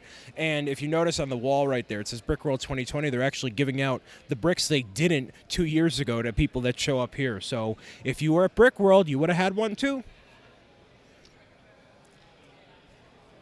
There's a little Stranger Things scene in the back. Spoilers. I still haven't seen it yet. I'm too scared to watch it. I'll watch it with you, then we can comfort each other. Well, I mean, we can. Okay, we'll talk. If you've seen the scene, all I'll say is that it's a very emotional scene. I loved it a lot, and I'm surprised to actually see that someone already is working on stuff from the new season. So I love it. You got the Songs of Musical Theater. You got a little Les Mis shout out there. I like that. And we've got Star Wars battles, but also another D-Day landing. And I love the use of the black hair pieces for the smoke there. Little Minecraft temple. Yep, that's a very nice Minecraft desert temple. I'm also very partial to the more mosaics we see over here. Level 1 of Pac-Man, of course. We got Mario, and then there's a very nicely done, incredibly well done, brick-built bookshelf, which I believe Beyond the Brick has done its own showcase on, with maybe some more new books on the top. We absolutely have done a showcase on this video. This Beyond the Brick Book is actually where we store all of our secrets. So if you come to the convention, you might be able to grab that off the shelf and see what you can find out. I'm just going to take this. The $1 million deals. What does it say? Pay Brian more. That's crazy. I mean, John, we should listen to the book, right? I'll put this back. I'll put it back. All right. I didn't know it gave business advice as well. You know, that's what it is. So the John Hanlon book to business is actually. Oh boy. Oh, I got it. Boom. There we go. A Brickso librarian. Professional. Right. It's almost like I should have a book and add that into there. You know, we can talk about that later. This is just a big city layout here, but I think it's got Ghostbusters and skeleton action going on. Gotta love some good skeleton action. Gotta love some good Harry Potter action. And especially this Hogwarts crest, which is almost mosaic-esque. That's beautiful. That is very nice. I like the way each of the emblems was built there. Speaking of skeleton action, we've got a whole lot more of it over here with the Colin Keep. So you've got the wizard flying in his buggy. They're trying to defend the castle from this horde of skeletons coming out of the death ship in the water. Yeah, and especially the water techniques here with the translucent blue and white pieces, or translucent clear, I should say. A wonderful touch indeed. And you're seeing a lot of that incredible detail in the next build here, the Forest Mushrooms by Ian. And what a unique art style for these mushroom creatures in a whimsical forest using a bolt hull for a tree trunk. Just awesome stuff overall. Very, very nice. Look at this giant creature here with the I like the use of like the purple balloon piece in the middle there. That looks great. Some nice tree work and the valley. Got the egg shrine here, like a little ninja character watching over. It's the search for the treasure of the desert. Ooh, that's kind of cool, almost like an Indiana Jones vibe to it. Here's some scenes from Dune, I believe. Great movie. Very much enjoyed that. This, I think, is Harry Potter. Yep. That's the Hall of Prophecies. There was a small set kind of from that movie around that scene, but not quite like this, so it's wonderfully done with all the massive shelves. Very imposing structure. Hey, more Fabuland. Fabuland has a nice showing this year at Brickworld, so you've got the zoo now. And what's really great is that it has so much color to it, so it really sticks out among some of the gray that you're seeing here from especially the black tablecloths. It really makes it pop. You got Miniland scale farm vignettes as well, so we go from Fabuland to Miniland, Castle Fabuland. Getting into the military stuff now. Here's a B-24J Liberator, and then you've got like an airport, some C-47, a B-47, some great aircraft on display there as well. And then I believe the rest of this is all military. So this first thing is the Battle of Leipzig, which is one of the most famous battles of Napoleon's career. So you see these massive Napoleonic troops arrayed against each other. This builder, Michael, has, I think, brought some of these troops in the past to the Brickworld, and it's really incredible just to see the sheer number of troops on display here and forces duking it out with some of the buildings and village on display as well. Here, I think, is all Brickmania builds now, so a lot of these are, I believe, kits that you can actually purchase yourself, covering all different eras of war. So you've got a tremendous amount of tanks, helicopters, airplanes, and all sorts of fun stuff, even a little trebuchet in there. Then you've got this really nice layout along here, which appears to be the Battle of the Ludendorff Bridge from 1945. So this is a Second World War build, and you can see the American forces on the left, the Allied forces, and the German forces on the right side over here as they're battling over this bridge. Really, really like this layout. Fantastic work. Great job. Do you need to be filled with determination? Always. That's what this is, Undertale over here. I love this one. It's great. I've heard of Undertale, and this build kind of, I like that the colors kind of capture my attention. Yes, you would not probably resonate with it. I love it. It's a great game. Great game. Hey, good to know. Good to know. I trust your opinion there, Brian. This whole rest of this layout area is all one builder, which is just mind-blowing. The amount of builds, the quality, the detail, everything about this is just insane. This massive USS Wisconsin build up here. You get the battleship. Tons of planes covering different eras. You've even got a whole train that runs through the whole front of this, so very versatile. A little grenade in there. Here's this P3C Orion build. He uses mirrors to display stuff as well. And then, great helicopter. I love this build here. This is the B-1B Lancer. He's even got all of the armaments, the missiles, the bombs, and everything laid out underneath there. Tons more planes. It's just the fact that this is all one builder. Shout out to Nicholas Kramer, who brought all of this, because this is fantastic. Even going back to the Civil War with the ironclads as well. Really, really great work there, Nicholas. Whoa, I think that captures the back section, so we'll move up to, I think this is the Eurobricks collab. So this might still be worked on here. Eurobricks usually takes a while to get all of their collaborative stuff set up, but they're an icon of Brickworld. For many, many years, Eurobricks has brought a fantastic collaborative layout. So this side that we're walking up to now is the sort of jungle, it's got like the old temple look to it. I can't even fathom how many pieces are actually here. This is absolutely bonkers, dude. All the foliage and the rock work and I don't even want to know how much money this would cost to make this. The waterfall alone is absolutely fantastic there, and then you start looking at all the trees, and they're still adding details and more stuff to this layout. There's a little watering can. I mean, you know it's a great build when you've got that. Yeah, I don't know I can't even process it. I can't even. But that's only one half the build, so you come around to the other side here, and it's more of like a desert scene, sort of like a Mad Max sort of Borderlands vibe over here.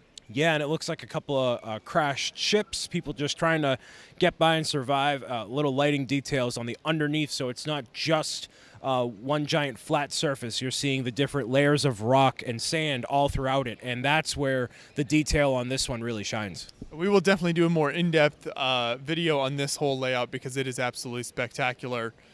So let's come down this side now, and we can start checking out some more of these builds. So a bunch of these, if they look familiar, these builds are done by Tim Liddy, who is a builder that we've featured quite a few times on Beyond the Brick, and his work is always amazing. Kirk, you will really resonate with a lot of his work. Like this, when I first saw it, I took a moment just to kind of sit there and just like revel in like how good the detail is on this in terms of like the sculpting, especially with Rhino, like that texture, parts usage, everything is like really on point, especially just making kind of stand out from the background in terms of like a comic book cover sort of build. It looks great. Lots more great characters as you make your way down here. There's even some cars inspired by different characters there. Mm-hmm. We have Clockman, we have Catman, Firefly, and then Condiment King. I mean, just some iconic characters. Actually, some characters that were actually made appearances in the Lego Batman movie as well. So it was like a whole sequence where they're like calling out how weird the names are, and they're like, are these characters like even real? Because they have some very awkward names, but it's a nice, unique sort of twist and inspiration in regards to the classic sort of villains from Batman. Great little Riddler build in there as well.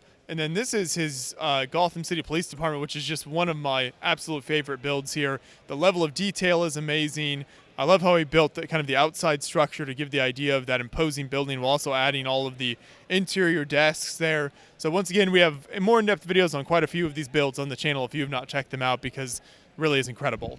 I would say this build up top with this frozen Brontosaurus, Brachiosaurus, I don't know, my brain is fried. We also have Mr. Freeze with Batman. I think this might be my favorite creation I've seen so far. It's illuminated like so well, and it just oozes personality more so than a lot of the things I've seen here today. Maybe I'm biased toward the blue and the translucent blue, but my goodness, this thing is incredible. Tim Liddy's body of work is just amazing, how much he brings to these shows and how much he continues to pump out with these incredible builds that are so well done. Over here you've got, I think, the X-Men mansion under attack, and then such a fun creative build with tons of DC characters all having a good time there. Then we move over to some big spaceships here, and I believe these are all done by Ben Hauger, and you can see there's even like screen incorporated in the side of the one. That's a whole PC. That's an entire PC. Yeah, it says, I'm not a tablet, I'm a PC. So what a lot of people sometimes do is take a computer component, like all the components of what would go into a computer, adapt it into whatever style they want to. So that is a fully cooled and appropriate PC case that is obviously all Lego. So it's beautiful, and you could probably just surf the web and watch Beyond the Brick content on that. As if that wasn't mind-blowing enough, he's got 3 other ships all in that same color scheme and format to go with it. What crazy, crazy layout here. Fantastic work. And we see some more Duplo-style train track here, and you've got kind of some space build up on that, some classic space themes represented. The big Hogwarts clock tower there, super nice. I love the little streets of Babylon down below. Pirates Cove with the skull and the pirate ship. Yeah, there's an amazing variety of medieval, there's sci-fi, entirely original creations as well. Use great parts usage. We have an overpass over here that's kind of like Last of Us inspired as well. So all different scales done nicely here. This is Caleb Schilling, I believe, of Lego Masters fame, who did quite a few of those builds there. I love this Brontosaurus. I love this Fiesta balloon. I also love this flying piggy bank. These 3 right here might be some of my top 5 picks of the show right here. Shout out to Pete, the builder of these. Absolutely stunning. This Apple Square Research Center in the back is just beautifully done architecture. Look at all of the details there. You've got the little apples on the dome. Building domes with Lego isn't always easy, and then the angled walls, really great. Joshua, do you feel like having an anxiety attack right now? Always. Look at this thing right here. Look at all the weight, and look at how it's like creaking, but not. And the counterweight, and what a marvel of engineering that this is, and balance. Like, I'm getting anxious looking at this thing. And it's all built on very thin layers of plates here as well. So just from bottom to top, this thing is crazy.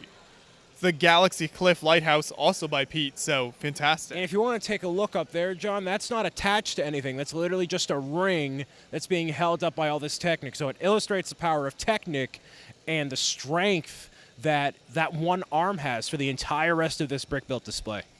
This thing is just blowing my mind. It's incredible. Here we see some more great mosaics. We've got some vampire mosaics done in all different sorts of styles, which I really like that. So it's kind of different approaches to the characters. Yeah, especially this one down here seems most like a painting with the way the bricks are laid down. Really like that one. Very, very nice builds. I love this Eurobricks logo. Shout out to this logo. This is like, you need to get one of these done in the Beyond the Brick logo for the backdrop for the office. That's sweet. I like the idea. I like the idea. Let's see what we can do there. Until then, these castles are fantastic. So you've got the Sunrise Sunset by Tim Liddy and Crystal Whitaker, and then Crystal Whitaker's Moonlight Reflections next to that. So some very unique colors. Then you've got the trolls. You've got the big Duplo troll guarding the bridge there. Yeah, that's actually the Green Goblin, which is fitting. It's troll goblin-esque with a kind of elves-inspired drawbridge. Actually, a lot of elves going on around here. Not much elves representation, but it's always very colorful and nice to see. And you get the Star Wars planet Mobile there. And a little deserted island. Nice little train. Ooh, here's the little military leaders of history. Brickheads, I like that. A little historical timeline. Very nice.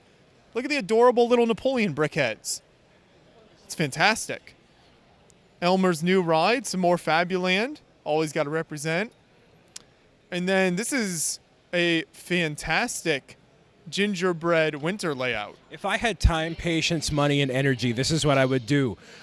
Everything from the gingerbread castle, the train itself, the cupcakes, and then I'm a fan of the giant translucent red gummy bear. As somebody who's eaten the Lil Nitro Fire gummy bear with like millions of Scoville packed into it, it makes me remember that time and remember that this is such an incredible mock. Good memories, good memories. I like how the creator says it's the Eurobricks B team there. So the B team, I'd say it's pulling their weight pretty well. Then you've got the walrus ship, the big balloons keeping it afloat. Oh, I love this with all of the little Batman villain scenes in there, right? Yeah, like the different sceneries of like Batman the Killing Joke. It's actually got its own sort of animated movie and like comic book. I've watched a movie. It's a bit sad, but I mean this one does. When you see it in Lego, it kind of makes you feel a bit happier inside, and you can see all the detail that they put into it. Down here is the Wizard's Tower, and then the Mech-pocalypse, the big mech traipsing its way across the destroyed landscape. Up here is Fat Gus, the squirrel mech. And then the succulence and sensibility there with the very nice books and plants. A few more Batman characters.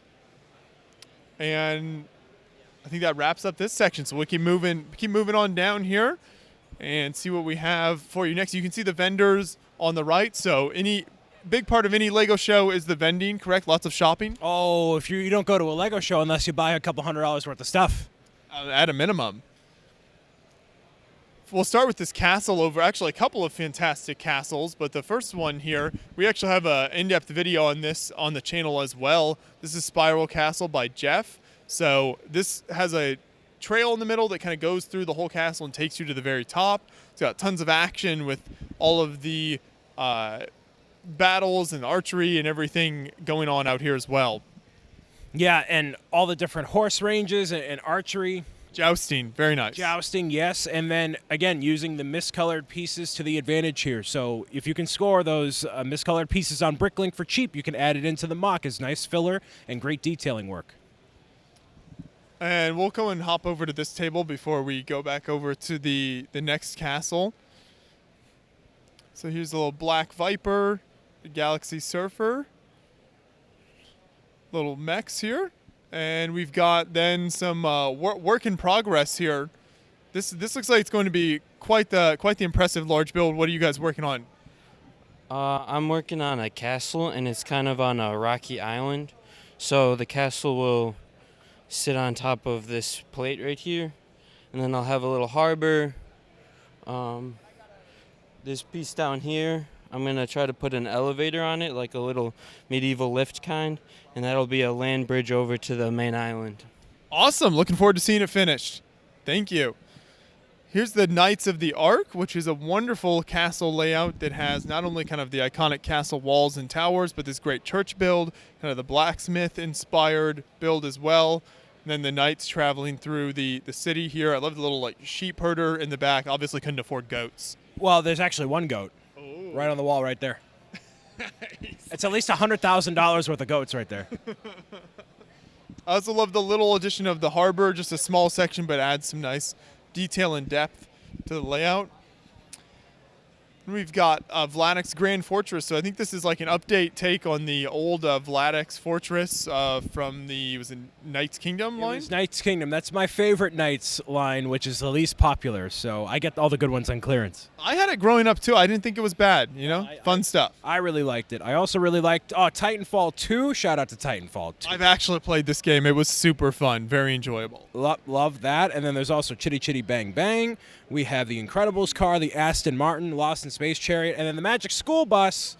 That's not Boone's, but it's still a great one made by Casey.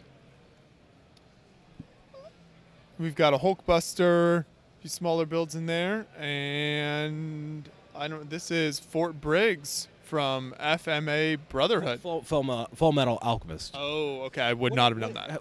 What is shirtless Woody doing in the hiding in the woods? That's got to be chilly. This guy, he's gonna freeze off his little. Anyways, it's fine. We'll continue. We'll come back to this castle then. Another castle that we've done a more in-depth video on. This is Dale Klein's castle that he's continued to update for many, many years here, and has probably made countless appearances in tour videos of Brickworld now. But it's always spectacular. This build, there's so many details, you can't possibly see it all in one sitting. So you just keep coming back to it year after year and discovering fun new details. He updates it with new animals and new accessories that LEGO releases. I love this. No, it's great. And then you can tell it's easily transportable too from all the different sections. So it makes it great to add on to every single year. We'll go ahead and finish out with this section up front and then start making our way back through some of those areas. So these are all space, like Land Rover builds inspired by the large classic space plushies. Yep, those are all from Target, and then beautiful complementary builds for them. There we go. I like how you knew they were from Target. Yeah, I'm in touch with the Legos, with the Legoings. Yeah. So this is Orphan Lug, a lot of these, and they have the Orphan Lug Orphanage, where each builder places their character in kind of a little room themed after them. So there's some great builders represented in here. Shout out to Nick Jensen, who said he's the one with the recording studio and then the Lego bricks covering the floor there as well. Of course, right. So you can do a Lego brick walk challenge pretty easily. Has a working roller coaster as well, which is great. I love this build by Ted Andes, all brick built, and even has the Wind Kid in the frame there from the instructions. That's great. And then, yeah, the way the cigar is illustrated with the smoke, that's next level. I've never seen that before. Here's Nick Jensen's Cyberpunk 2077. The Nick Jensen guy, he's overrated. I think he's one of the most overrated builders I've ever seen in my life. Oh, just because he can make the Beyond the Brick microphone, he can get featured in every video. It's just, look at all these creations here. What does he have to show? Would you like to read the mock card for the microphone? The microphone says UCS Hanlon Industries subscription and like collection device. That is accurate. That's very accurate. And you know what? Wait, hold on. Can we get a... Oh, hey, it's me, Joshua Hamlet here from Beyond the Brick, and I'm interviewing people all night. What a spot-on depiction of my voice. I know, it's pretty incredible, right? It's great. It's pretty... Oh, boy, okay. I tried my best. There we go. Now it's right back there. Nick does have a lot of incredible stuff here, like the Halo Energy Sword. Actually, a whole bunch of Halo builds in the back there. The ray gun's my favorite. That's great. Not from Halo. Not from Halo, but Call of Duty Zombies. Beautiful. I love his little plastic, like, collectible minifigure pack there with his YouTuber logo. I'm very jealous of that. That's great, and especially his logo made out of Lego as well. That's awesome. All of these are just next level. Is that a hot dog gun over there? There's a hot dog blaster by Kyle Moore. My God, that just resonated with me. I'm sorry, that caught my attention. Here he did a 1-for-1 scale Polaroid camera, and then it looks like he went out and took some photos of the Renaissance Hotel here in Schaumburg. Such an artiste, this Nick Brick guy. Some other great builds by Kyle Moore in the back there. We got some Tron. This is like a Tron crossover with Transformers, Kirk. Yeah, so it's basically sort of you have Megatron, and then you have, or not Megatron, you have Soundwave, and then you have Optimus Prime, but in Tron style. Looks cool. It's a nice sort of way to combine how's two everybody? different... I'm sorry to interrupt for a second. Some sweeties for my good friends. Yeah, let's go. Let's go for it.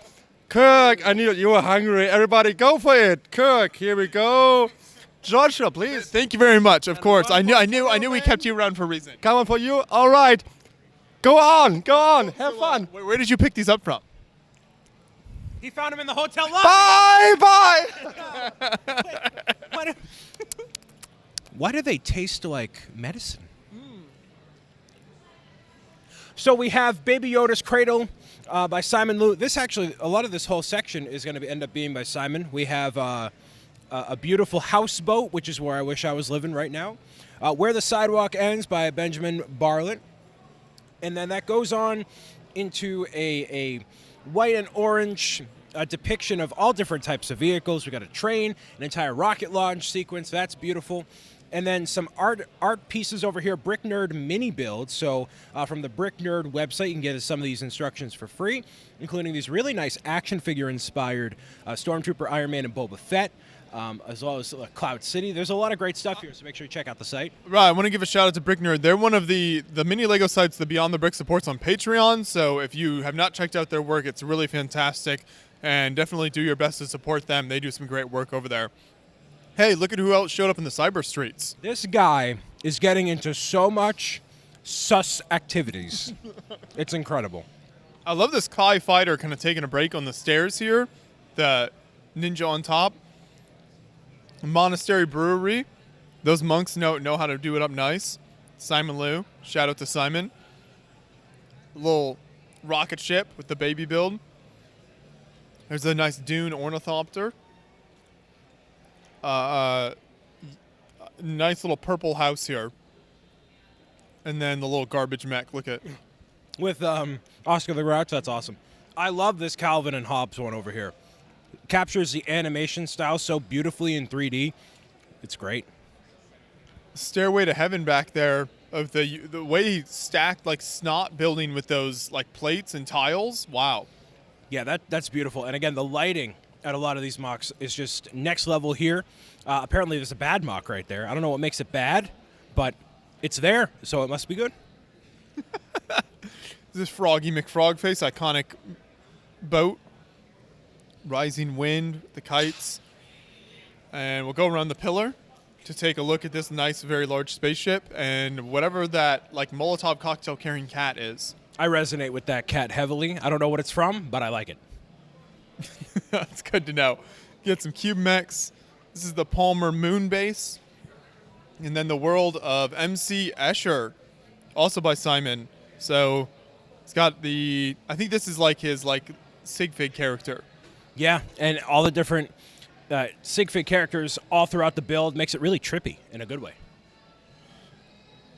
And we got building hands. So this is kind of based on different artworks. More all MC Escher stuff still. This is more Nick Jensen stuff. This is album covers, famous albums. Kirk, anything you recognize here? Let's see. Okay. So I do recognize the Run the Jewels cover. I recognize that. The other ones aren't too familiar to me though. But I know he's made mention of this stuff on Instagram, and it's a nice way to sort of like take Lego and sort of like the mosaic type art, but kind of make it pop with the 3D sort of sculpting and everything. So I do like a lot of this stuff. We'll keep going around the corner. I think this is. There we go. Those iconic singers that every child, every adult definitely enjoys. I particularly love this album, and so it's nice to see another artwork of this going on here. It looks great in terms of like the detail and just capturing the detail and everything of the clothing. They did a good job. Tons of 1x1 plates in the clothing there to capture that subtle changes in color. Yeah, definitely. And we got Nick Jensen's Brian May's red special guitar from the band Queen. Also some album covers from Queen. And then there's an amp there. Then we've got, this is like a little bath scene here, I think. And here's the depths of the city, like a little micro cyberpunk. You got the Zerg Queen. Here's the Redhead Salon. Got quite the hairstyle going on with the dynamite piece. Yeah, definitely. It's like it makes it just like extra special. Like in terms of parts uses, it's always something to enjoy when you come to these conventions because you get to see them used in all sorts of ways that you wouldn't think to use them, and it kind of inspires like other builders that are within the community to kind of take that same idea and kind of expand upon it. Look at this fantastic Mario Kart build. Someone is about to get blue shelled, and I think a couple friendships are about to be ended here. Oh yeah. Definitely gotta use one of those on Bricks O'Brien. Just kind of get rid of him. He's always out in front, isn't he? He's too good. Most definitely. I like the Technic frame for the cart there as well. Oh yeah. And then we've got kind of a sea serpent. These are, let's see, like robotic versions of the Teenage Mutant Ninja Turtles. Mm-hmm. It's an interesting take. Like I didn't expect to see something like this at the convention, but like when you look at it, you can definitely recognize each of the characters. You have Leonardo, you have Mikey, you got Donatello, Raphael. So like it's a nice spin on the characters, and it's always cool to see stuff like this. Shenlong, got nice using the dynamite piece again. So a number of these builds by Cecily here using this dynamite piece. And then you've got living rooms, retro to future, so 1960, then 2060 on the right. Very similar, except now you've got a robot cleaning your living room. Oh, yeah. If we're living like that in that year, I would definitely want to be a part of it. You're looking for the robot maid. Oh, yeah. Then the classic space lunar lander, always fantastic. A nice little Sundancer sailboat. Vulcan kind of steam mech back there. And, I love this wasp wing table lamp. Actually, a bunch of this stuff uses the wasp wings in it. The secret agent spy case is super cool. What do you think of that, Brian? I think it really exemplifies like a James Bond sort of a vibe and like a classic spy vibe in general. And it looks like closable. So it's a compactable mock as well. Again, Ted Andes. It goes very well with the vibe of his table that we saw earlier. Now we've got some small micro mechs and speeder bikes. Got some rovers. Ooh, I love these book covers, fairy tale book covers, very detailed and even kind of inlaid there to create a nice effect. That should be like a sub-theme of like a convention is like make books and then do different scenes from them. That'd be cool. You got a visitor at the gates. There's like this monster trying to come in. Campfire stories, the RV sort of set up. Very nice clock. A walk in the park. I love the orange dress effect. The poodle. Got kind of a shrine set up here. And then I don't know what's happening on the next build over here, but I like the color variants in the back there. Yeah, it's all about apparently the World Wide Web. Just a very nicely articulate and detailed MOC, especially with the satellite going down into the sunset. Really cool. The next series of builds is all by Adrian Drake. I love his Titanic 2, which is taking the Titanic and turned it into a spaceship, and it looks like maybe a ice asteroid is coming to destroy it. That is the ice asteroid with the polar bear driving it. It's just the amount of humor I need right now. I love this. So, is that the actual Titanic set modified? Can you tell? Yes, I believe it is. That's incredible. Yeah, Adrian Drake has done so much incredible stuff. He had his Deep Space Nine here in the past, his Firefly build, just what a fantastic builder. Here he's got his Twisting Tower in the back, showing off some great architecture skills. Chilled monkey brains in the front. He's got a Jazz Transformer, so it takes the Lego car, transforms. Fantastic work. Navigator of the Stars, so it looks like a cruise ship. That's very cool. And then the bubble bath down here is like a nice, uniquely done just vignette in a almost Miniland sort of scale. And then Stonks next to that. Diamond hands, baby. Keep holding. Hold on while we all crash and burn. What an appropriate end to this whole section here as we continue over. And we'll keep doing, I think we've got a couple large sections left here. This, I think, is K-Lug that we're starting in on. So the Ravine Castle. I love this because it's got the very high cliff here, and then you get the nice little bridge built over that. Then even some detail on the rooms there as well on the back.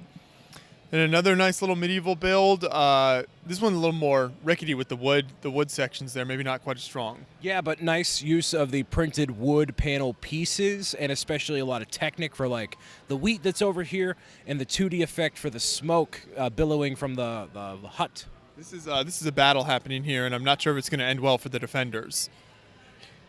Then you've got Blade Runner brickheads. Very nice. Blade Runner blaster.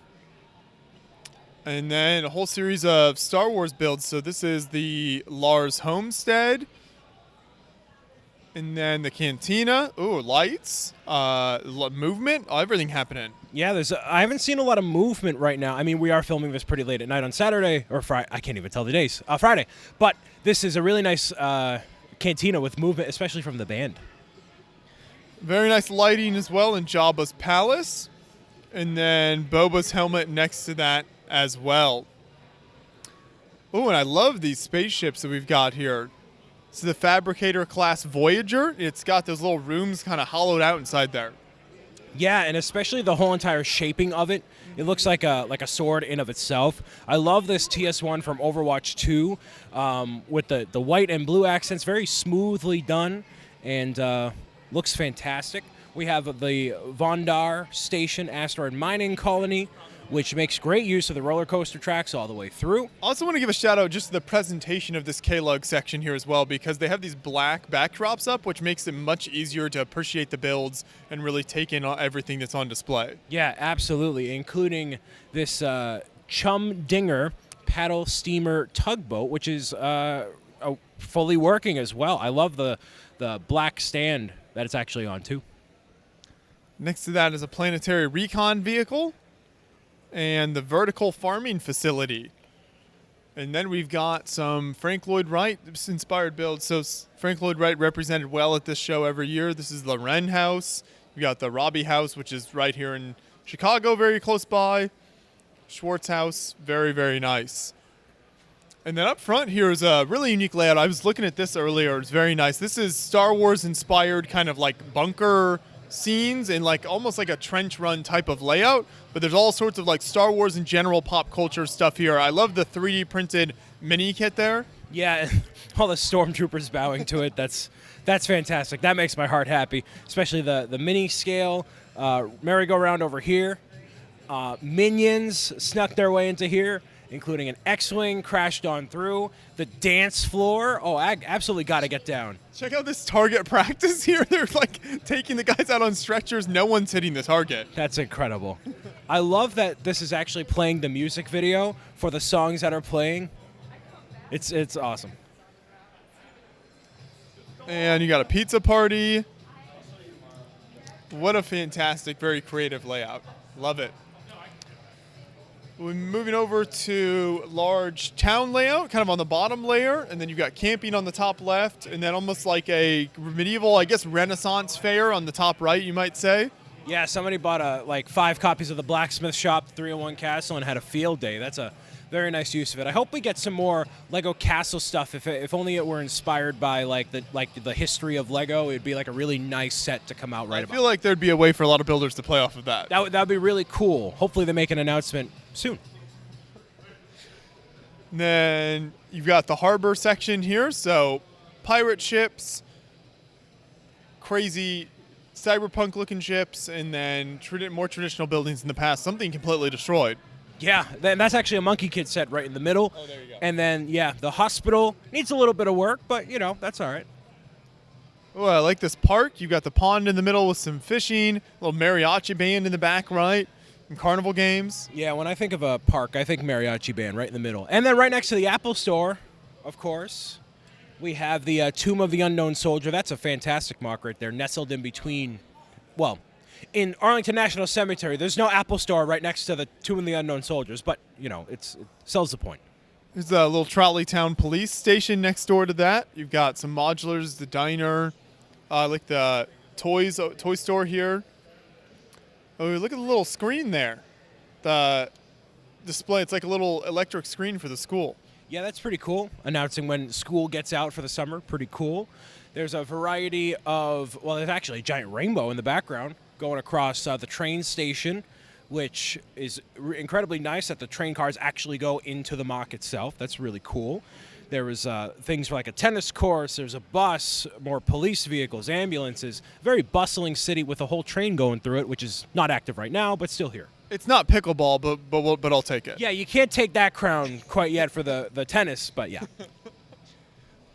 And then you've got this great vehicle, Standard Oil full-service gas station. Love all the tiling that gives us a very sleek feel. Even that sign is really nice. The lettering in the building, lighting inside, really nice presentation. This is the Kenosha Streetcar Society, so all sorts of famous Kenosha streetcars on display, and we've got a 3D printer running. Yep, that's what a lot of the LEGO community is getting into, because you could even custom print some pieces to add to your mocks, and it's kind of adjacent to what the creativity of LEGO has. More mosaics over here, and I think this is Anakin's redemption. So you see not only kind of like a vignette type build of it, but you also see the lenticular version depicted in the mosaic. Yeah, that's really cool. And instead of building all of the shuttle Tidarium, it's just the kind of bridge right there. So you understand the point, and resonates really well. Some more lightsabers as well. This is Fox Lug, which is a Green Bay, Northeast Wisconsin lug. I actually don't know if I've heard of them before, so they might be a newer group. You've got Mystique here with all of these are lenticular type mosaics, which means the image changes depending on which angle you look at it from. What's this here, Brian? This is a Pokemon called Fanfi, and it turns into Donphan. So that's your Pokemon fix. Real words. They are allegedly real words, yes. No, I like the backlighting on this Marvin build here. That's really nice. Again, the mosaics are just next level, and that is a trans-clear 32 by 32. No, not 32. What's a higher one? 64? 48 by 48? 48, that's the number. Base plate in clear, which is incredibly rare. It's a little I Am Groot action, Kirk. Yeah, this is great. I mean, always good to see Groot, so you know, like around different builds and stuff like that. And I especially love this style because it makes him look like it just adds to the adorable sort of look of Baby Groot. So it's great to see that there. And then looks like we've got a couple of faces on this one, the Bridging Brickworld, and then Study in Slopes. So look at this. This is really cool. So it's like all sorts of large art displays made using the various cheese slope pieces. Yeah, it looks like as if it were from an actual art studio, like someone would actually go and see that. Really cool. Ooh, and I love this green building here. Lots of nice lighting and then the gold on top. Yeah, it looks like it's taken over by Ghost or something. Pretty cool. Arch Linux. This appears to be a logo, maybe? Yeah, Lego, by the way. That's the name of it. There you go. And just nice build-up road section, city street. I think we've got some more Razor Crest. This is some Mandalorian layout here, so building kind of the Navarro city there. Yeah, and that's the Razor Crest made out of Technic. Super cool. Ooh, yeah, it's very nice. Dual speedboats next to that, and then a whole big city layout. So you've got Bob's Burgers in there, the Ghostbusters Firehouse. You've got vintage taxi cabs. Very large-scale vehicles here on this layout. Like, especially with the light-up function on the Ecto 1, just kind of brings it all to life, and then you can see all the cars and everything just kind of going past, which I think just adds to like the detail. You even have like an appearance from the DeLorean in the center of the street and everything like that, and like just the buildings themselves just add like a lot of like detail and just love for the build in terms of what they added there. We should do this small section here before we continue on to make sure we don't miss it. So we can start on the back of this. This is this massive Wayne Manor Batcave build. I like this a lot. Like, you can see how it opens up to kind of show the underside of the build, add some extra sort of like features and stuff like that in terms of like how the Batcave looks under, and just like these cells and everything where all the villains are and making their appearances there. You even have a section right here with Poison Ivy.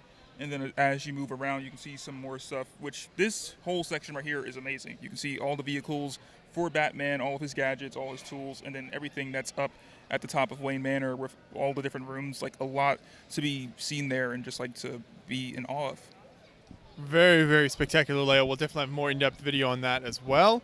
Then you've got this massive, kind of what I think of like Ninjago City type build, but there's so much happening in this. It's like multiple worlds were just taken and then just mashed together that just makes you want to just stand here for hours and hours and just look at it. It's like, especially even with the boat and just how it's like angled out of the water with the wave coming out and everything. It's just amazing. It's got this nice train here. This is George H.W. Bush's funeral train. And then some nice little mosaics and buildings. Lego lunchbox. This is the Mystery Shack. And the Batman. Here. Spider-Man. Yep, I like this one a lot. This is from No Way Home, so this was a very cool scene to see the return of Alfred Molina playing Doc Ock and then Willem Dafoe's Green Goblin. One of my favorite moments from that movie. And then we even have something from Doctor Strange Multiverse of Madness with the portal, with the gate.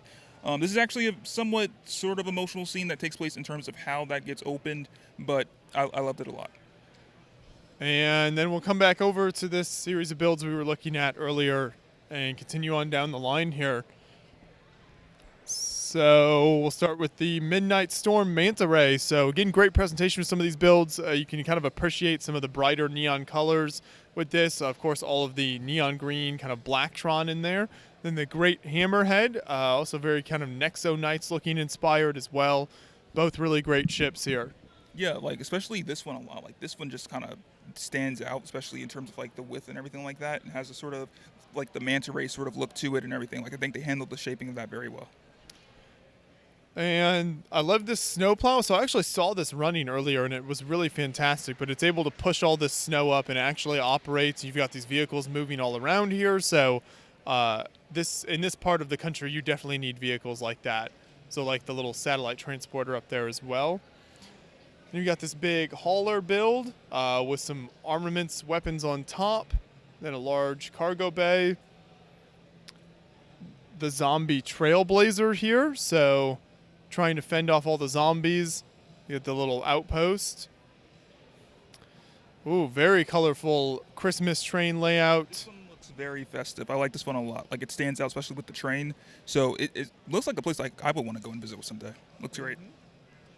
Scrooge McDuck's vault. I love this. Filled with the money, so he's swimming in there. This is great. Like a very accurate representation of Scrooge, and you see the brothers just kind of like standing right there together, just watching him dive in the money. Like, I mean, I want to join him in there. Like, I could use some of that. You got some Elsa, Ursula, and Jasmine builds. And then next to that is the Garden Dream House. And this is built in, I don't even know exactly what you call that scale of figure. It's kind of like a dollhouse sort of like look to it. I like this a lot. It has like a lot of colors, sort of stands out as you, pops out. So it looks good. No, this does. It's very, very colorful, which, yeah, is very nice, as you pointed out. And then you got the bedrooms, the kitchens, play areas, just so much, even kind of the loft up there under the roof.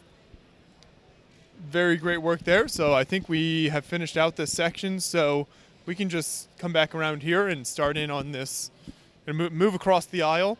I think are we nearly done with this first half, Brian? I think we are nearly done with this first half, and my goodness, what a long day at Brickworld. My shoulders are tense. I'm ready for the jacuzzi, but we got a little while longer to go, baby. There we go. That's the spirit. I think just a couple more sections here, and then we'll finish all this out. So we'll start here with the Mont Saint Michel. This is actually, we referenced this build earlier in the large Star Wars inspired layout, but this is the actual island there. And we've got kind of different seasons represented in here. So I think seasons was one of the past Brickworld themes. And I like this is all Amish inspired actually. So you see a lot of that in Indiana. And then some mosaics. Oh, We got Mario, we got Sonic, Cat in the Hat, Winnie the Pooh, some Disney stuff. Man, is mosaics the theme this year? it's not, but I guess the builders decided to come out. Yeah, might as well just go gung-ho for it. This, Family Ties, kind of like the Big Bang set inspired by that. I am loving the Bricknificent Mile, which looks like an entire miniature scale version of Chicago.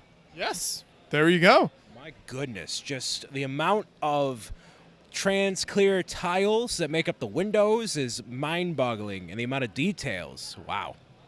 John, Andreas, and I sat right there on the lawn and watched a concert the other night when we were downtown. That sounds wonderful. I was stuck in an airport for 12 hours. So that's the duality of our lives. You know, somebody's got to do it. Yeah, that's true. We have some accessories to a toolbox kit, a clock, a vase, and so many little accessories here, really paying homage to some Lego sets with a great spin on them.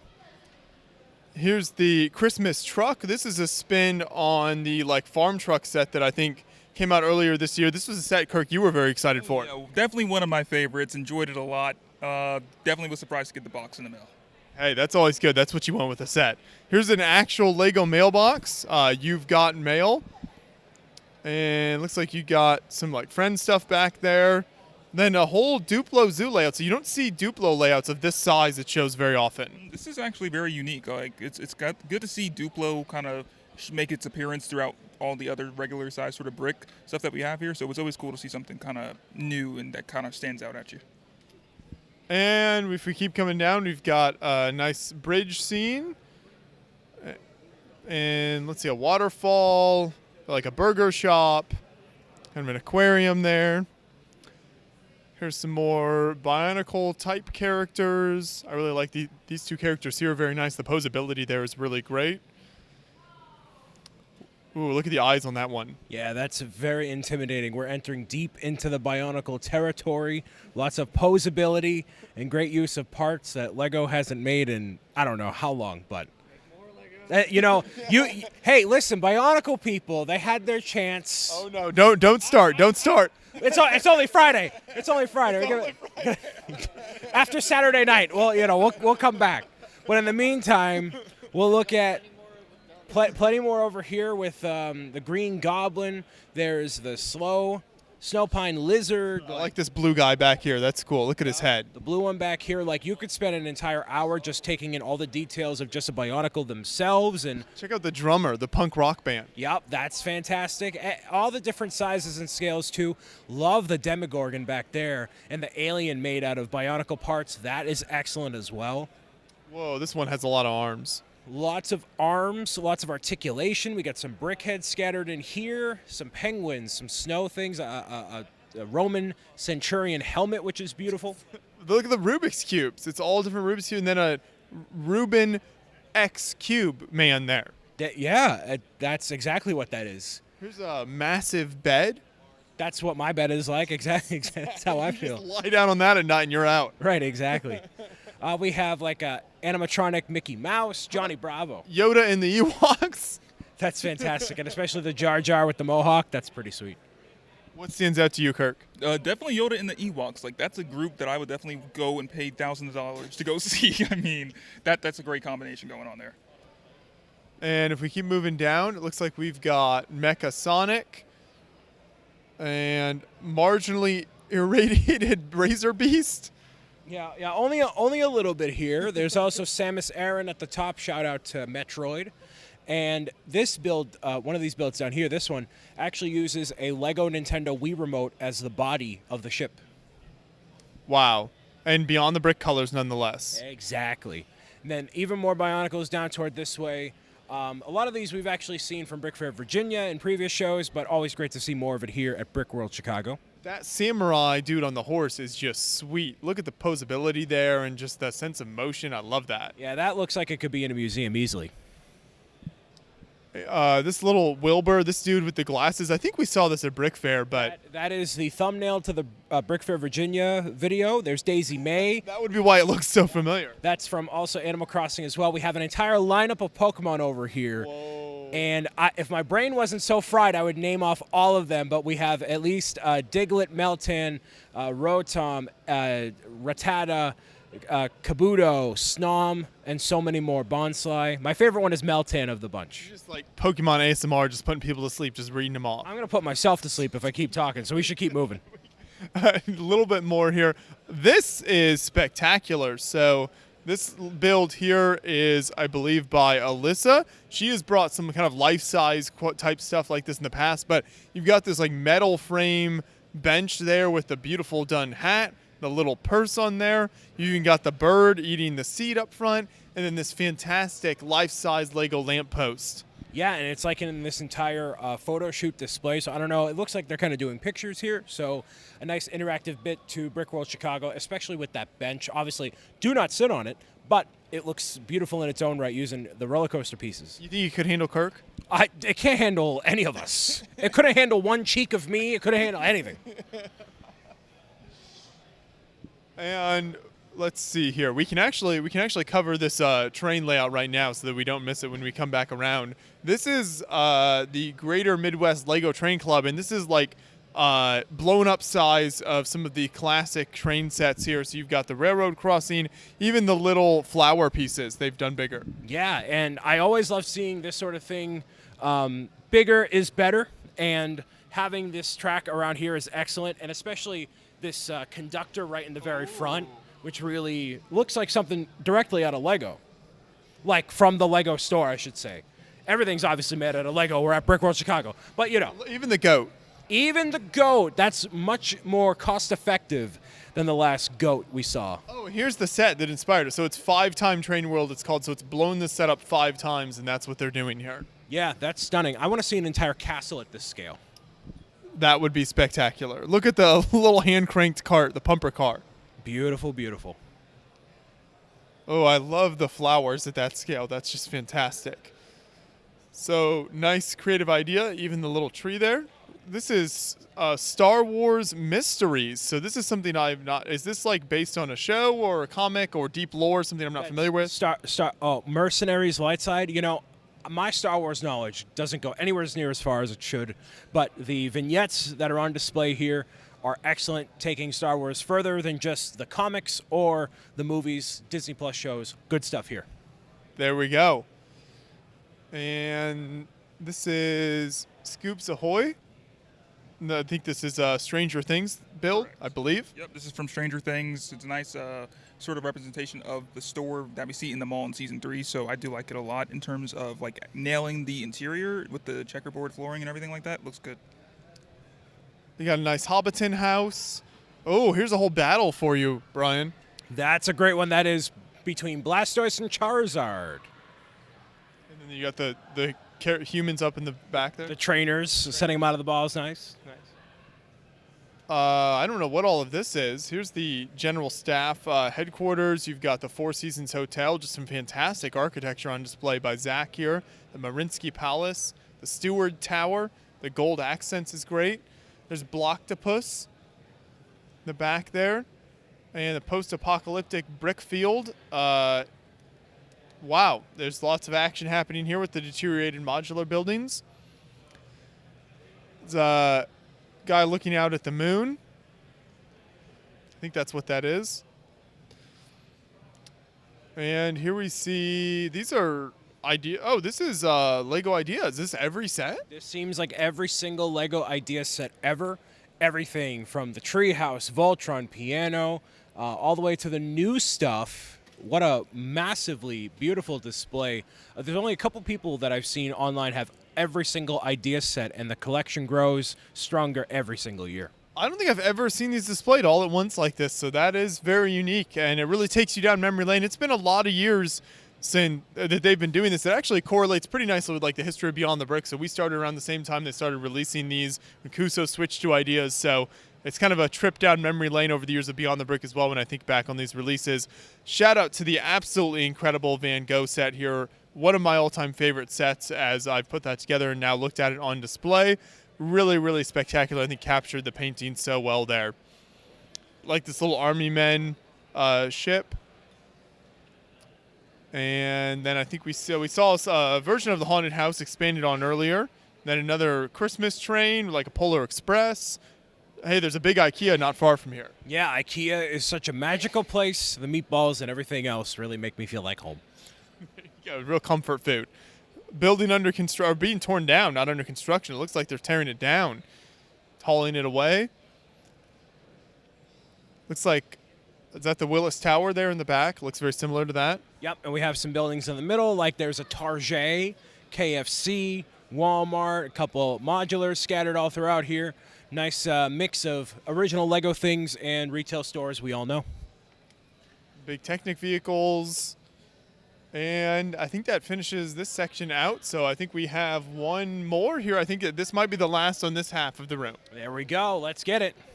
Let's do it. Let's do it. So we'll start with some very large Star Wars builds here. And I love the presentation on all of this. Very, very nice presentation. The mock cards, and then just fantastic builds as well. Really great pod racer there.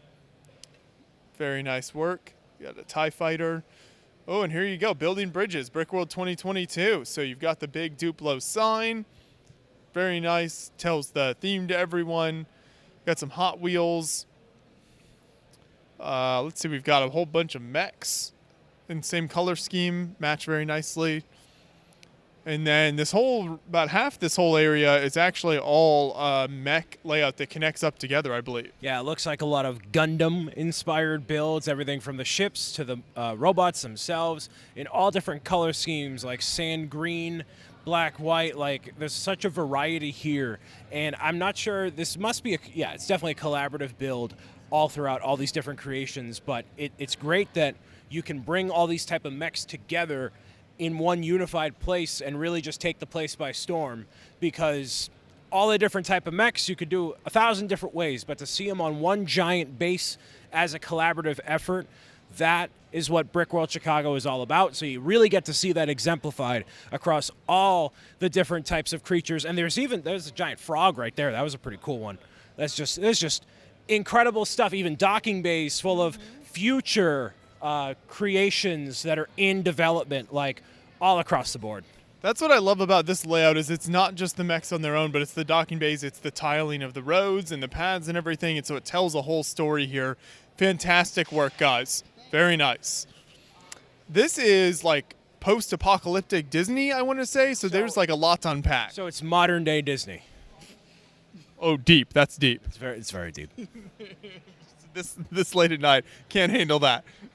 Yep, it's pretty nice. Everything from Winnie the Pooh. It's all kind of hodgepodged in here, but really nicely. Shout out to Boone. There's Boone. Mech Mark. There's Boone before he goes off to Denmark and leaves us forever. This is like a little Rocketeer build there. I love that. We've got underneath you got the Disney Earth Sunken Melodies riverboat, and then the Statue of Liberty there. Wait, excuse me. Do you have a part-time job at Disney? No. What are you doing down here? What are we doing? What? What is that? There you go. You got to be on the brick. You got interviews, everything. You know what's incredible? Given my tenure at this organization, I don't have a minifigure. I don't have a brick. I got the shirt. Oh, hey, the shirt is more sought after. We don't sell those. That's fair. That's fair. Here's a nice construction site, just kind of laying down the initial pieces. Some more Bionicle characters. Ooh, and these two guys are looking sweet. The Bad Batch buildable figures there. I love that. I'm a fan of the buildable figures scale. The Harry Potter ones haven't performed super well on shelves, but I love this style, so I hope we see more of it. I'm glad to see this as mocks right here. I think we actually have one more section over there that we have not done yet, so we'll make sure we get to that as well. And we'll start here with a whole bunch of minifigures. And first you've got kind of a UFO scene. Then you get to a whole bunch of minifigures. I think these are all Harry Potter figures.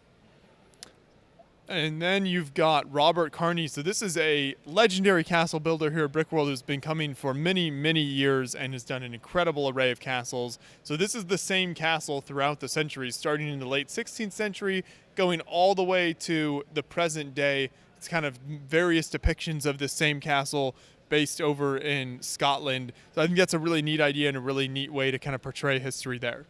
Yeah, I couldn't agree more. And what is this thing? This is a Magic the Gathering tower?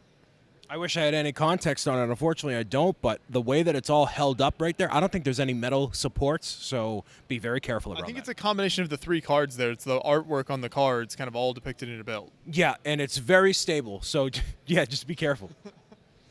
We've got a Star Wars battle coming together here. Some builders still going at it late at night. So the public comes in tomorrow.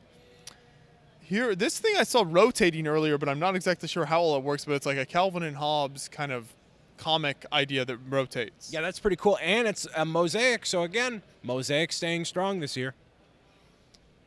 I like that little fan back there. It's Castlevania. Tinker Tub. The Tinker Tub is that's whimsical. I like that. Very whimsy. Lightron Renegade Salvage Vessel. Kind of a Tron vibe there. And on the other side, you've got some kind of futuristic artillery. Kind of different battling it all out on all sides. Send in the clowns. Check out the clowns come and save the day against the aliens. When you're having a rough day, send in the clowns. You got sort of a drop ship and a whole bunch of fighters. And then you've got this nice street scene. Well, it was nice until the pipe burst, so they've got a bit of a leak. Is this Boston? What? That's crazy. Shout out to the city of Boston. And you've got some trains, of course, more trains with almost like a Western vibe to it. Ooh, I like this traveler build. Sets up a very nice scene with just crossing that bridge there. The bridge is done very well. And the way that the pieces are, they almost look like they are older, translucent, clear pieces, so it looks like it has a filter over the whole scene. Really nice. Then we've got a snow scene with a church, a bunch of houses, flower shop, library, pet shop, mechanic shop. You don't see a lot of snow scenes, so I like that. Like father, like son here. Got some carnage happening in the Star Wars world. Yeah, that's funny because Luke absolutely tears apart the Death Troopers, but then Darth Vader does the same thing with the Rebels, so it is really like father, like son. It's good to see inspirational father figures out there. You got the Book of Boba here, the Tuscan Workshop, Mustafar Outpost. Whoa, whoa. Full of money. What's going on, man? Let me snag that bad boy right home. Look at the creator names there. That's great. That's fantastic. That's a pyramid of cash right there. That's beyond the brick fortune right there. Darth Jar Jar and the Wookiee Choir. This is making me loopy looking at this one. That's just crazy. Good thing we're about to wrap up here. Oh, this one, actually, real quick. This is from Lego Star Wars Skywalker Saga. So when you're selecting the different chapters, they all have a vignette scene. So they recreated it one for one. That's really cool. Perfect. And we've got a battle scene on some trains here and a helicopter. And then I think to finally finish out the first half, tell us about these Harry Potter builds. The Harry Potter Great Hall has a lot going on, lots of feasts to be had. And we actually have Doctor Strange kind of making an appearance here. There's a lot of great things happening, especially over in the courtyard section, as we see multiple scenes from multiple different movies. And as we've seen, multiple mocks from all sorts of tables here at the first half of Brickworld Chicago. If you made it this far in the video, give me a toilet plunger emoji in the chat. got to do a call to action. You got to get the people excited. Put a toilet plunger emoji if you made it halfway through this video. We're not done yet, kids. We're only halfway, maybe not even halfway. I don't know. Is it divided up evenly? I would certainly hope it is. I got to take a nap before we get to the I second just half. realized, to my dismay, the video screen was shut off at some point during the video. The ad revenue cut off, man. You gotta refuel the cash pile for the ad rev. We'll be back heavily caffeinated for part 2 tomorrow. We are back for part 2 of the Brickworld Chicago 2022 floor tour here. Brian and Kirk have joined me once again, and we're starting in with this massive castle collaborative layout right here, which is an absolutely fantastic build. We have a more in-depth video on the channel on this layout as well, but I love this idea. There was something like 15 builders involved with this, and they had a nice standard that they could work off of to create a much larger layout than any one builder could have done on their own, so I think that's a really fun idea.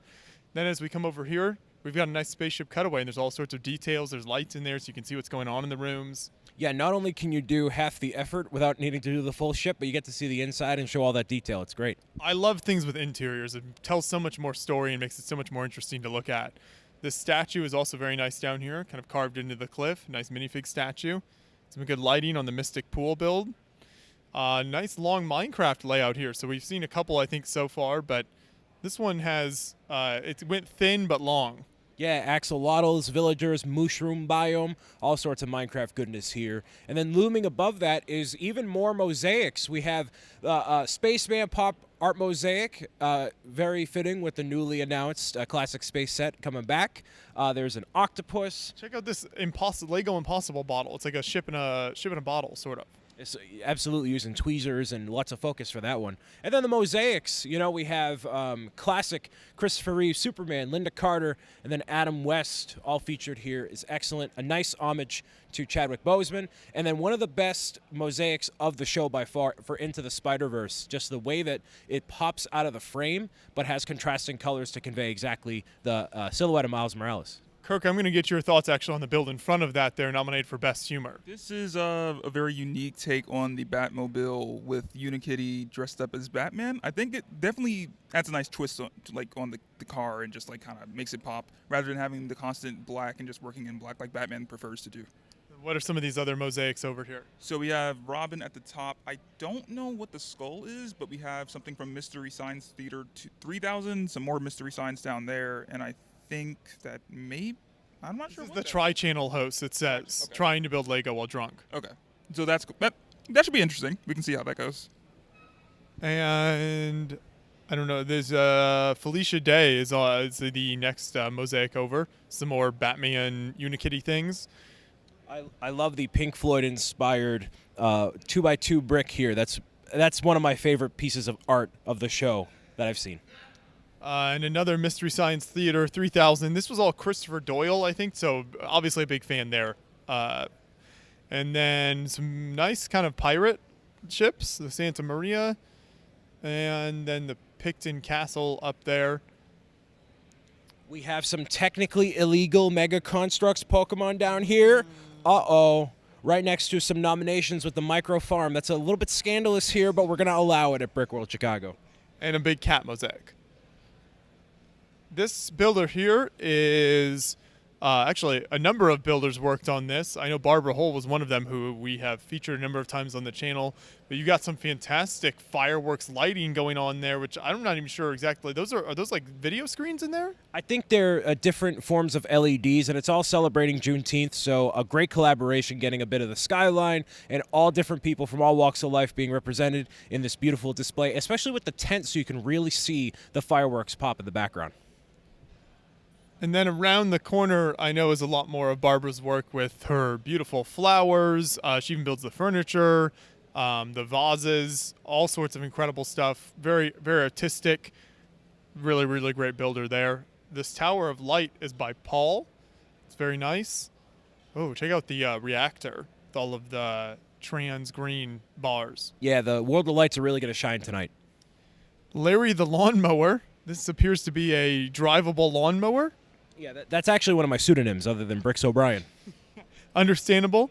We got Sam's Commercial Building, Ace Brickman's new detective office. This is Mr. B's building, nominated for Best Small Building. That is very nice. Look at how the panels flip out and you've got all those details inside. Yeah, anytime you can accommodate walls popping out to show detail is always appreciated here. Then you've got the For Lease under construction building, Dilbert the Duck. Nice little Technic build. Side a little just living room scene. Tower, and then Emmett's Retro Kitchen. Ooh, I like that. The fridge and the oven are very nice. Yeah, those pastries look really nice right about now. We'll get some later on. This is the Rainbow River Raft Rental Service. So Ruby Slipper, is this like a Wizard of Oz, I think, inspired build? So it's all things from Wizard of Oz. It looks like that's the case. We definitely have the Yellow Brick Road and then the Emerald City and all different sections. Orange, you glad to be here? Ruby, yeah, this is very nice. This must be, or it should be, nominated for something. This is wonderful. Very unique take, and I love all the different colors of lifeboats is very unique. You don't see that many in one spot. No, you definitely don't. Nice creativity here. And then next to that, a great kind of city layout. You've got the Hogwarts train, and then some even interior details, a little church over there, some modular type buildings, even some little facades, kind of a Venice look with the canal and the bridge. So lots of different inspiration in this layout. This is nominated for Best Life Size, Ghostbusters Proton Pack and Neutrona Wand, I want to say. Shout out to Boone Langston. He would love this. I was going to say, Boone, he's too busy being in Denmark soon. He can't be in Chicago, but the spirit is here, literally, spirit. So you see the real version over here and then the brick-built one next to it. So for people like me who have no idea what it looks like. Yeah. Deserve the nomination that it received because the attention to detail here is amazing, especially as a Ghostbusters fan, and just seeing the side-by-side comparison, I think they nailed it. Well, then, good work there. Kirk has spoken. Great job. Here's the gnome home. We got all these cool books up here with kind of like, I don't know, potions and things looking on the table. I like that. This tower is really nice. It's like a Forest Man-inspired look. And that finishes that section out. So let's go ahead and just walk across the aisle, and we'll start with this giant tower. This is called the Self Tower, nominated for Best Large Building. A very unique building, mostly made up of these large white columns. It's got some rooms in there with windows that you can see into different scenes. There's Spider-Man. Here's some Star Wars characters. I'm not really sure what all is happening here. If you come to the side, it's got blue walls on the side. There's like an ivy wall down in there. This thing is massive. This is like 8 feet tall or something. It's got a very futuristic sort of like feel to it. It looks very sleek, very clean. So like, I mean, it looks like something that you would see maybe in a modern sort of city, sort of futuristic type build. Very good, very good. Let's see what we have under this tent here. This looks like the Ice Palace combined with a bunch of other stuff here. So we've got Fantasy Troll Castle, Pyroclastic Palace. So there's all sorts of battles happening here.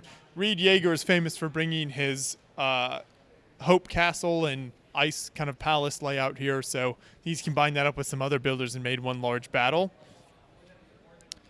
We've got stacks of monorail, or the spiral monorail as the builder calls it. So monorail, obviously, everyone loves that. This was running well earlier. It looks like the builder shut it off now that the public is gone. Here's a steam engine. So I think this is kind of an example of some kind of engineering of how a steam engine works in the library. This build here was great. And what made this build so cool is the builder was actually dressed as John Hammond. That's his name, right? Yep, that's correct. You got it right, Josh. I only know that because I interviewed him earlier today about this build. But yeah, I mean, this is great. I mean, especially with the new Jurassic World movie coming out. I mean, this is a nice thing to have here at the convention, especially to kind of commemorate the first film and everything that it offered in terms of like starting up Jurassic World. He said this was the first minifig scale build he had built in 40 years. Oh, wow. So yeah, great work. It's great to see him back here at the show. I think he's going to expand on it in the future. Same builder actually did this fantastic Oceanic Journey cruise ship. And this is amazing. I love the level of detail on the sides with the balconies, and then all of the different chairs and tables, the pool, even using like the micro figures there in the middle. Would you like to take a cruise, Brian? Absolutely. If anyone wants to hook a brother up, I'll hashtag ad, hashtag sponsored. Let's go. Which cruise company are you looking for? Ooh, Norwegian Cruise Line, baby. Let's go. I'm going all in on Viking. You get the real expensive stuff, the river cruise. True, all inclusive. Next to that is the Cave Mountain. So you've got, I think, nice use of some of the lion and relatively new animal molds. The Forest Treehouse here. This is all sorts of characters. I see some ducks. I see the pea pod, the lion, the chipmunks. I have all sorts of stuff. And then this build is a bunch of elephant heads on a wall. Looks like a rock climber. That's a little morbid. Not sure exactly what's happening there. And we've got a nomination for Best Youth Creation with a little car wash build here. Looks like we've got Oshkosh, Wisconsin. This is part of like the air show, I think. It's the Oshkosh Air Venture Wall of Fire. Berenstein Bears Treehouse. You a fan? I was a fan when I was younger, but I'm too busy writing my own children's books. So. Oh, of course, I understand.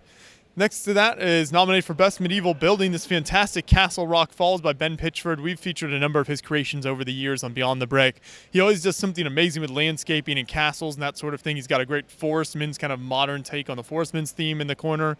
He's got this great village as well leading into the castle. And then the landscaping is fantastic with the waterfalls cascading over and so much detail on the sides of the castle walls. Here we see the first of a couple fantastic Encanto builds on display. So this is also by Ben.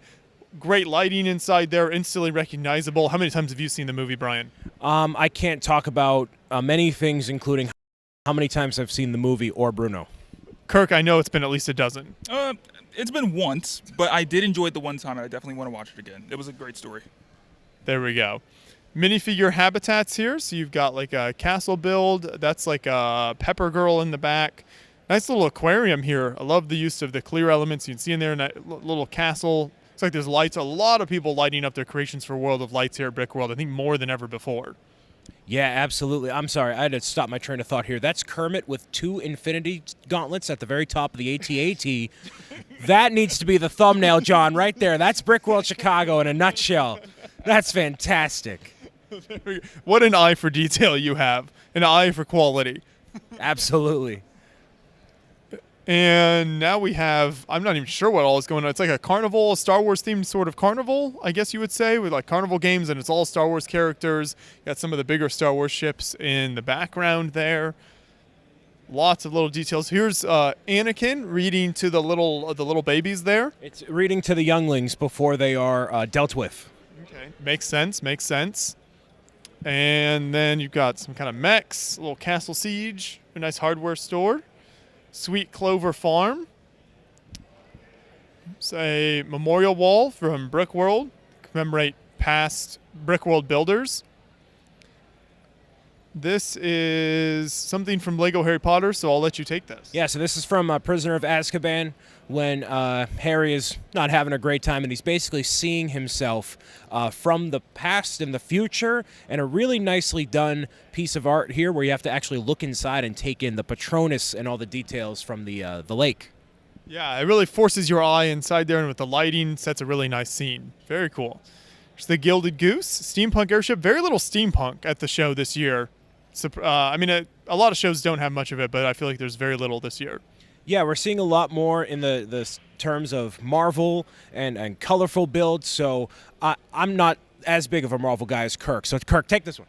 This one's nice. We have a Daily Bugle right here. We have a bunch of different features of Spider-Man. We have Hobgoblin and a bunch of different cameos. It's kind of like a lot of Spider-Verse sort of stuff going on here, even with the Spider-Mech down there next to the other building. We have Spider-Man being chased by Sandman, so a lot of stuff to you kind of offer and kind of for any sort of Spider-Man fans to really enjoy here. The lighting under the subway is also really great. I love how the lighting has become more popular. It just makes everything stand out so much more, and you're able to, the shadows and the lighting in these convention halls get so bad that you have to add your own lights. Yeah, having lighting in any sort of build definitely does complement it and just makes it stand out even more. This build is still moving, actually. Somebody wanted to wear the motors out. This is Majesto's Majestic Mushroom. So it's the classic Lego wizard there from, I want to say, the 90s. And he's got his mushroom ride, letting all the kiddos enjoy it. Very nice. This is Mount Fuji, like a Japanese maybe inspired build. Oh, it's depicting the art there, so it's based on that art. I see. Very nice. Here's a build from Knives Out. That's a fantastic movie. Did you ever see that, Kirk? I saw it, and I enjoyed it a lot. I watched it about a good 5 times or so, and I'm looking forward to the sequel. Encanto only once, but that movie 5 times. I really enjoyed it. I love a good mystery, and so that was definitely one of my favorites. Here's some nice elephants. I like the little baby elephant shooting the water in the air using the... Do they still make those pieces like that where you can connect them up? I thought they had stopped doing that at some point. I'm pretty sure that they do, maybe not as often anymore, but I have seen it as of recently. There we go.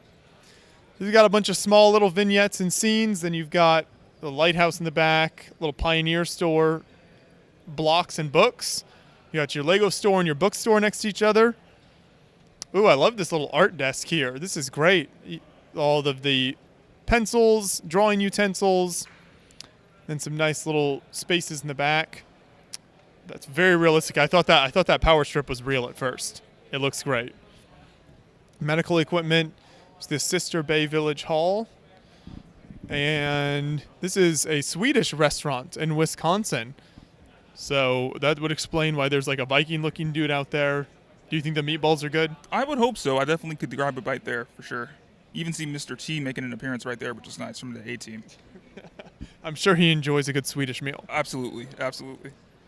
Check out this sweet sea turtle. What is that piece? That's like a piece divide like organizer that uses its shell. Yeah, that's a very unique way to kind of create the shell. Definitely not something I was expecting to see. We've got the the tank duckin'. So it's a tank tread. So it's like a turducken turned into a tank. This is quite the culinary creation. A very unique way to kind of convey a tank. Definitely not something I was expecting to see here at a show, but I like the creativity. Definitely shows. There's a terraformer. This is a mobile terraformer. So it looks like you've got kind of like a whole world inside there. You got this dude driving it up front. And I'm assuming this thing actually moves and is motorized. It appears from all of the motor boxes sitting around here. So there we go. That's that section, and we will keep moving over to the next area here. Just keep making our way around.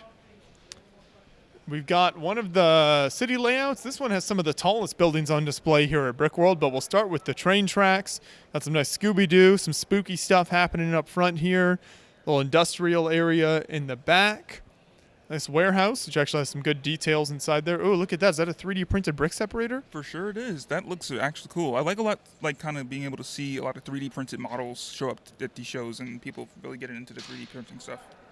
Here's some more chipmunks. I got some trains. Oh, we got a bit of a forest fire over here. Looks like the fire station is taking care of that. Got the trains going through the mountainside. I like that. And this really cool like windmill using the diver flipper pieces as like the ceiling of it. Yeah, that's really cool. Like I like seeing some good parts usage, being able to use pieces in different ways you wouldn't really expect because it shows that these pieces can be used for these types of things and really inspire other builders. And now we get to the tall city portion. So you've got the skyscrapers. You've got a couple of tall towers under construction right now. These things are absolutely massive. It's great to see when builders build tall like this. But then you've also got the dinosaurs. So you're seeing a lot of hype around dinosaur movies these days. So you're seeing more and more of that in Lego builds. For sure. You would think that this is definitely kind of something Jurassic World Dominion involved because it seems like they're kind of integrating their way into the city, kind of taking over. We just hope that the humans stay safe in this process. They probably won't. Yep. A couple of really nice bridges here. Of course, there are some lanes closed. It's not a Lego city without construction, very real life. Lots of backed up traffic. Some nice decorated train cars. The state of Maine, Whistler. Some classic train kits here. Check out this bus with the Ninja Turtles. Oh yeah, that's cool. They made the turtle van from TMNT. So that's definitely one of the cooler vehicles that they've used in the show, and I think that the person actually was able to capture the details of it pretty well. And then just kind of the shed for the train cars there as well. Go ahead and move over to this section next, and we get another Minecraft layout. This one has a lot of great detail in it. So it's interesting to see the different approaches to building Minecraft. So we'll see one in a little bit that kind of built taller. A lot of them go long and flat. It just depends. Mm-hmm. And it's always cool to see the Minecraft stuff here at these conventions because you can tell that people really do care about the theme and definitely want to show more like love to it. And you can see like a lot of detail going on, especially with the caverns and everything going on. It looks great. Next to that is a great representation for the elves theme. So this is a theme that a lot of builders loved, but I don't think it sold really well. Didn't stick around for a super long time, but lots of unique pieces, great colors in this theme. You can see a lot of those sets represented here. Yeah, for sure. And like with the whole fantasy theme that elves kind of brought to Lego, I think it definitely does have its crowd of people that enjoyed it. I, for one, didn't take place in it, and I do remember seeing some sets on store shelves when I was working at the Lego store, but I mean, the theme definitely does look cool in terms of like the colors and just the bright and vividness that it does bring. And then I think it's Harry Potter next to that. So lots of famous scenes from Harry Potter. A lot of these are things you'll see individual larger builds on, but this is just kind of little snippets of it throughout this whole layout here. Then you get to the train section. It's that Diagon Alley area. Yeah, Diagon Alley is actually looking pretty nice, actually, but especially with the train. You can see it running through. You can see the crowds of people kind of walking about, going into the different shops. It's great to see sort of a lifestyle sort of scenery going in different city-type builds. Rounding the corner through this display, we see a little more Harry Potter, number 4 Privet Drive, the Golden Snitch Trophy. And this is a bunch of NFL, I think, sports teams. You know, San Francisco fan.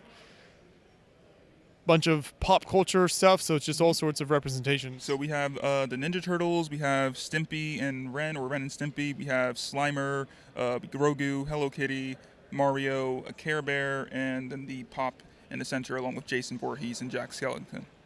Very good job there. Subscribe. Make sure you're subscribed if we haven't reminded you already. Got some horror icon brickheads. Nice mosaic. I like the video game Aladdin build there. Nice sense of movement. Yeah, you can definitely capture the movement very well in there, and the detail with all the styles of the clothing, his weapon, and even the eyes and everything looks great. Disney figure vignettes. Some great little scenes. Some good detail there. This is like a graduation cap on top of a skeleton head. Yeah, that's pretty cool. I hope that the skeleton definitely did have a good job in school and just did pretty well. So, I mean, obviously he did by graduating, so congratulations to him. Shout out to the Brickhead family. This is a great city layout. It's got a beach section on the front, kind of a boardwalk, kind of Jersey-inspired type idea. There's appears to be a 3D printed skeleton in the very back there in the iconic early skeleton type build. You've got an Avengers Tower. There's a little Mario green pipe. And I think we're seeing some more of Mystery Science Theater stuff because we can see another one of the characters back there on top of the cinema right there, so that's cool. Red gumball machine looking thing? Yeah, that one. No, the yellow thing. Oh, right the yellow thing. Okay. There we go. There's too many characters for me to figure out what you're talking about. But yeah, it looks good. It looks good. Here is Napoleonic Poland. I had not seen this build earlier, so this is very unique. Not many people build this particular era of Napoleon's career going through Poland like this with the winter campaign, so that's very interesting. I appreciate that. Way to tackle a unique subject here. And we'll keep going around. We've got Indiana Jones, the 40th anniversary, Brick Adventures. So this is Brian Williams. This is a builder we featured a few times over the years. He always has a lot of great Indiana Jones inspired builds. So you can see some of the movies represented here, some of the iconic scenes. He likes to build them in the box style. This one, nominated for Best Humor, is great, called Stairs. Why did it have to be stairs?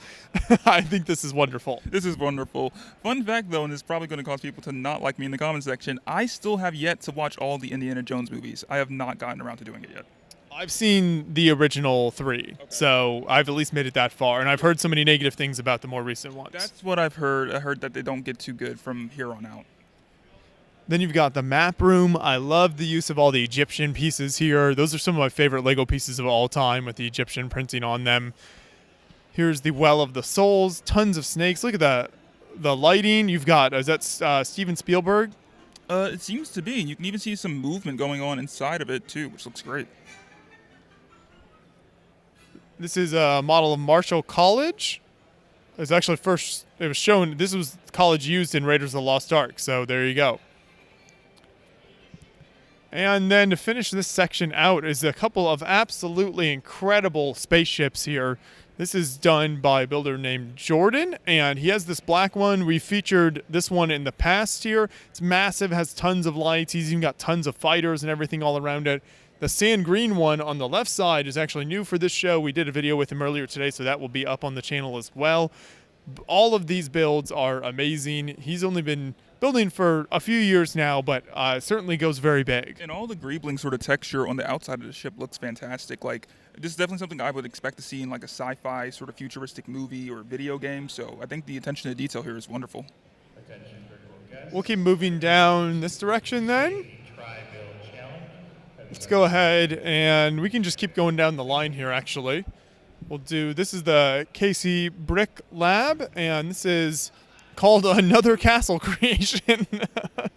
I mean, castles are great, so it's always great to see different takes on them. There's a little Archer Tower, the Wizard Workshop. Looks like we'll see more of a village maybe when we come around to the other side. This chainsaw is super cool. It's actually operational. It was running earlier in the show.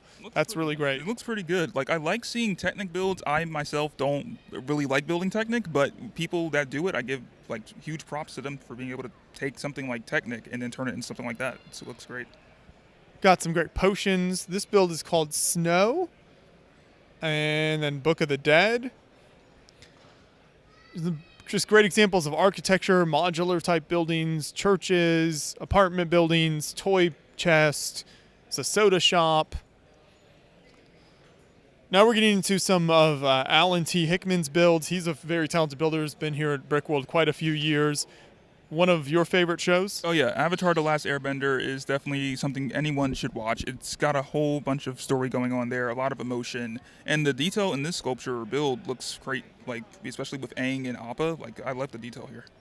Yeah, Funko Pop next to that, and then the theme this year is building bridges, and so the first of his themed builds is the Bridge Dental DDS, the King of Crowns and Bridges. You can see the classic medieval castle crown piece being used in the mouth build and then a bridge behind it.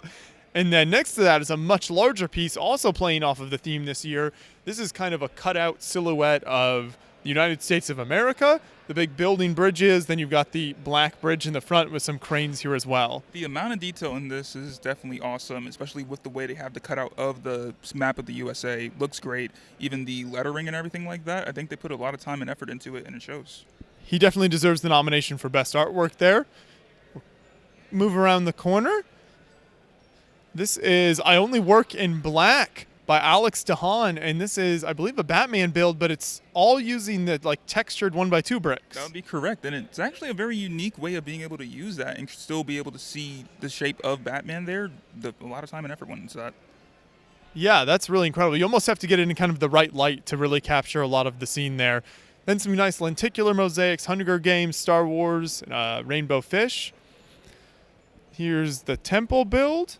Great architecture there. A nice dove mosaic.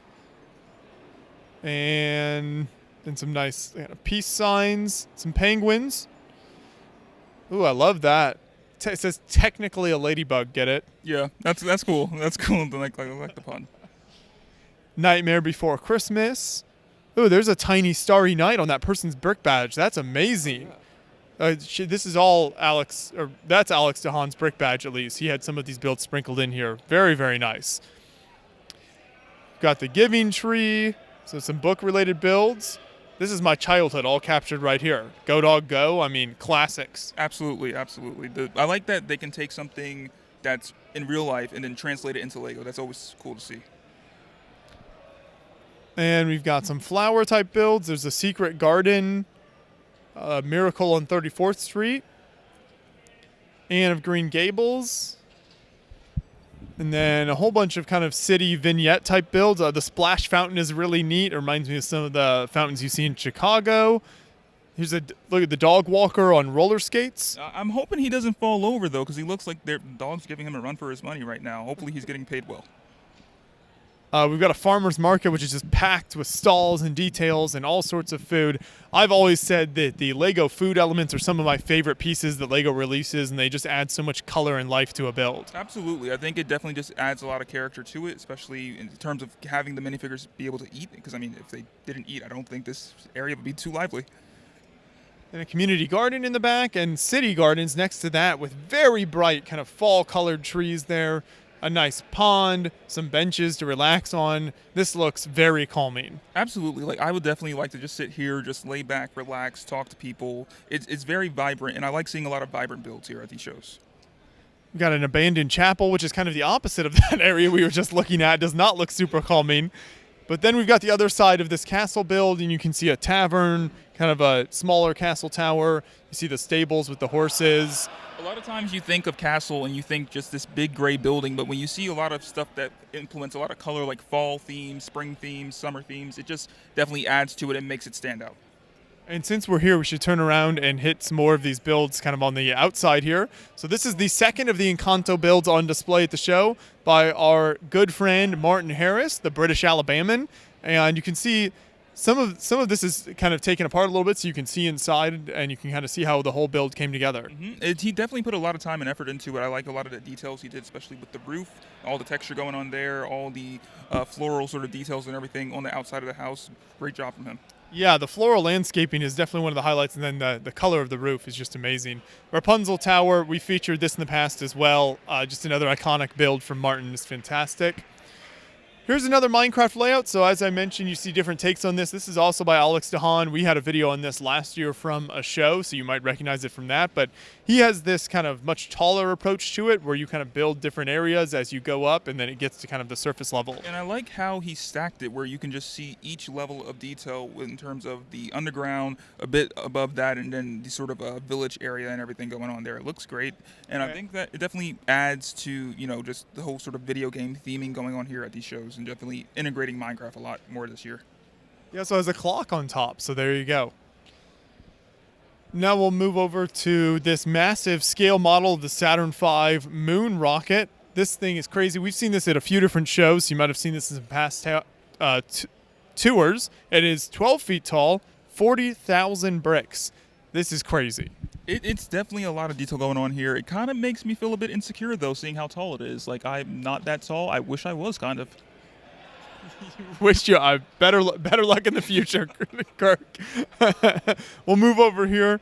This is Paris, so a whole bunch of iconic Parisian buildings, starting with this fantastic building here, which I want to make sure I get this right. I don't know if this specific building has a mock card to it or not. It does have some really nice art in the front, though, the Mona Lisa, so that's very nice.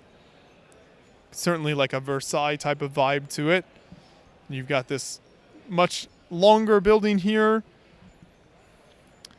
The wonderful arch. And then this one wonderful little dome building as well. So great architecture all along here. And then a whole kind of city street corner, all representing various buildings in Paris. Got a little sort of newspaper stand in there as well. Here we have some Ukrainian-themed builds using those are like brick container boxes, right? That's a very unique way to use that and kind of like still fit within the Lego theme, so I like it. And then a train and some minifigures. Lots and lots of snails. There's the builder sitting behind it there. Snailtopia Fairy Garden. Lots of colorful lights, lots of colorful builds, and then snails, of course, everywhere. Oh, yeah, for sure. This one right there, the green snail, looks pretty cool. Very, very nice. Good work.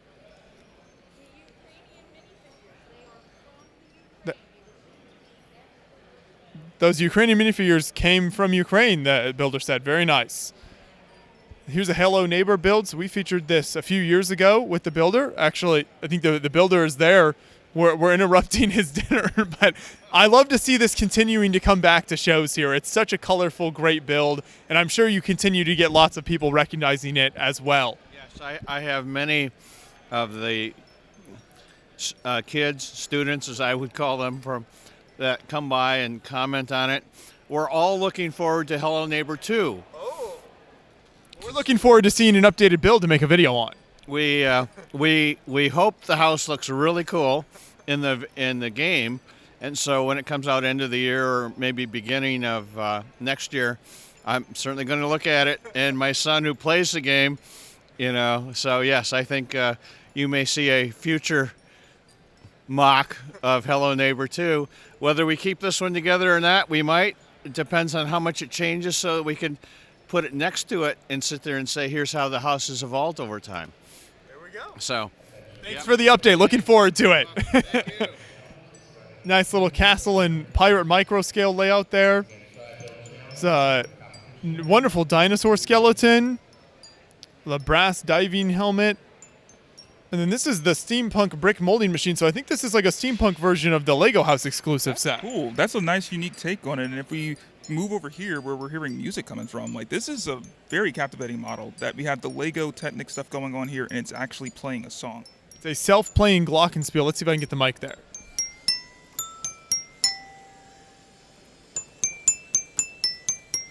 I hope you could hear that, but that's fantastic.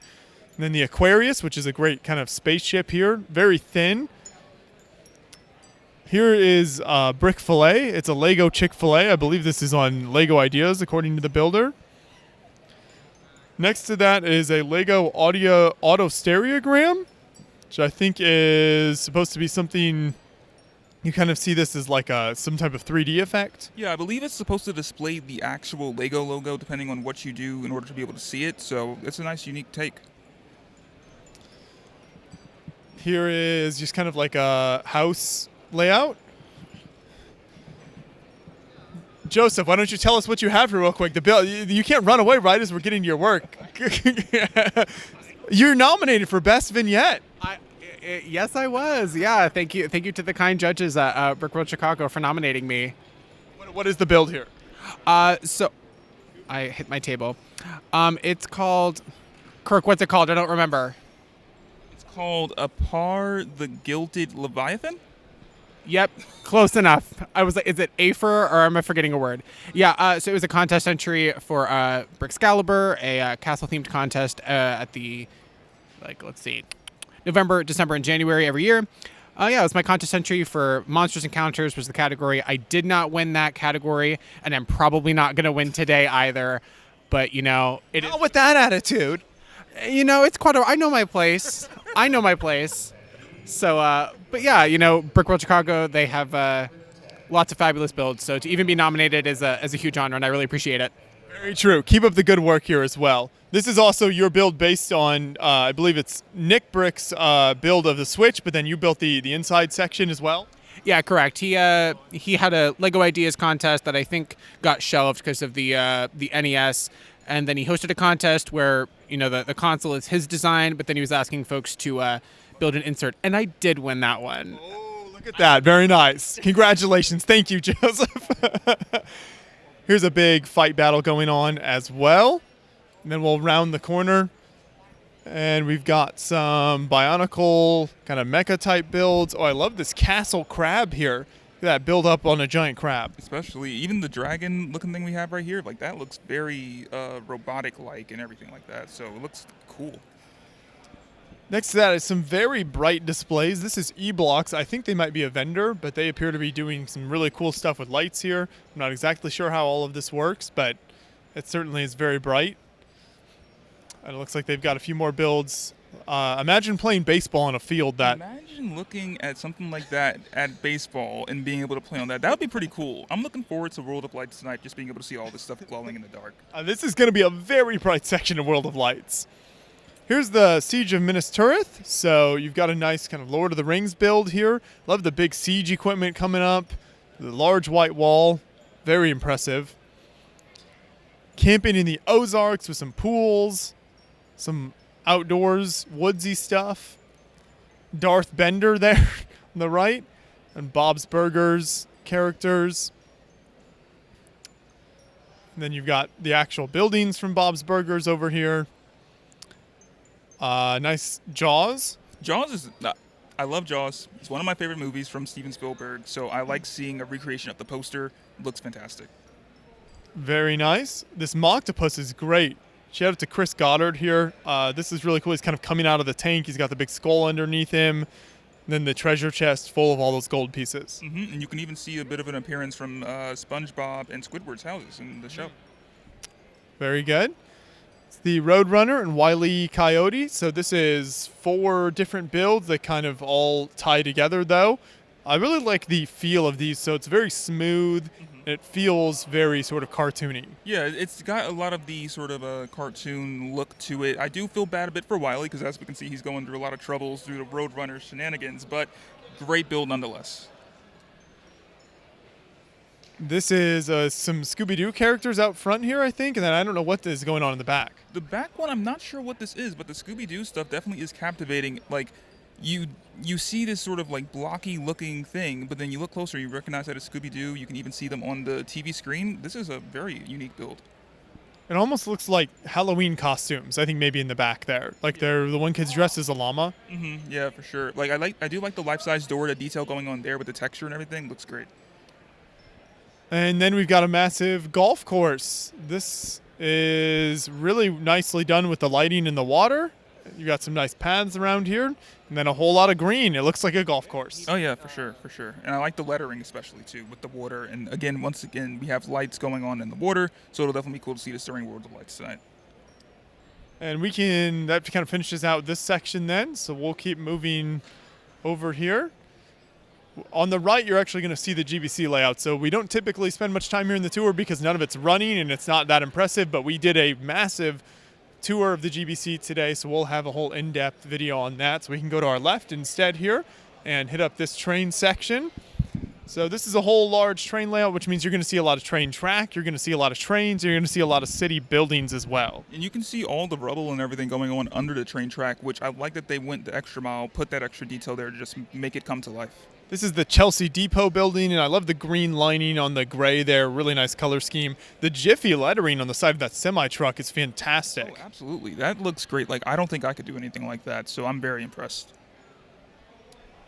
And as we round the corner, you've got some wonderful rounded train tracks as well, going through the water nonetheless, so an added nice detail. Mm-hmm, for sure.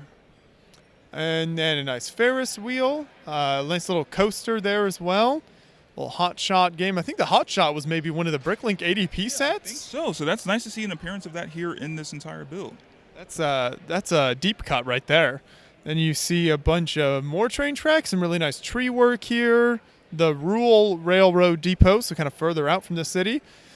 This is a whole bunch of kind of another train depot. You've got a bunch of trains parked, some construction going on out here. I like how so far the build just definitely kind of like integrates different areas of the world, just kind of transitions into different parts rather than just having it all be the same sort of color scheme.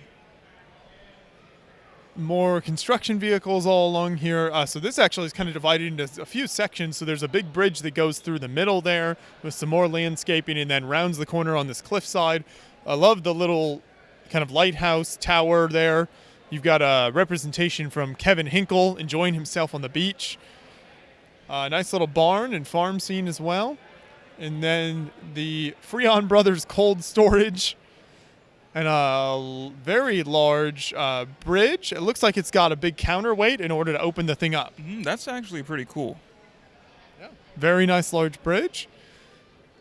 Once again, rounding the corner with the train tracks, we come to a little train tower. This is some hay baling going on out here. And then a whole bunch more trains parked inside the middle of this display as well. Very, very impressive work there throughout the whole train layout. We will keep moving down this direction then, because I think we've covered everything on this side. So let's go this way. Here we go. Making our way to more models. Empire Lug, obviously known as Star Wars builders, but this year they actually have like half their display is this train town layout, but done in many different time periods. And so you start to see with the kind of cyberpunk futuristic section on this corner. This is more kind of like modern day next to that. You've got this really massive Alabama football field. Looks like some of the stands are still being worked on. And then this is much more of a traditional train layout with some tall buildings. I just noticed all those gold discs up there. Mm-hmm, that's a nice collection of that. We can even see an appearance from a burger at the top, which is very interesting. And then some fantastic trains all along here. I like the brick train depot kind of graphics. The green one in the back is great. Red and yellow. This is what the Beyond the Brick cargo train would look like. Absolutely. We definitely got to find out if we can get one of those. Some big silos over here as well. Here we get into some Star Wars stuff. This is the Imperial Refinery on Mercana. Wonderful landscaping, the combination of the different colors there outside the building. The roundness of the edges and everything. Like, that's some great attention to detail. Good job. Here's the UCS Havoc Marauder by Lee. Nominated for Best Star Wars. Great work there. Got a little Republic gunship piloted by some 2x4 blue bricks. I believe this is actually one of their builders. Correct me if I'm wrong, but Blue Brick, he actually has some content. I've seen some of his stuff, so it's nice to see him making a bit of an appearance in these builds. Then a Republic dropship. Coming up here is a couple of fantastic, massive Star Wars layouts. This is the Star Wars Kashyyyk Jedi Fallen Order build, so based on the Jedi Fallen Order video game. The tree obviously stands out here. I mean, this thing is gigantic. We did more in-depth video on this as well. Just the way everything is intertwined, especially with the branches and even leading down to the actual stump and everything of the tree, looks fantastic, especially how it has different like shapes and curves going all around it. This AT-AT submerged into the water is also really nice, so it gives that sense of depth to the water as it's coming to shore. Then you get into the more action on the beach.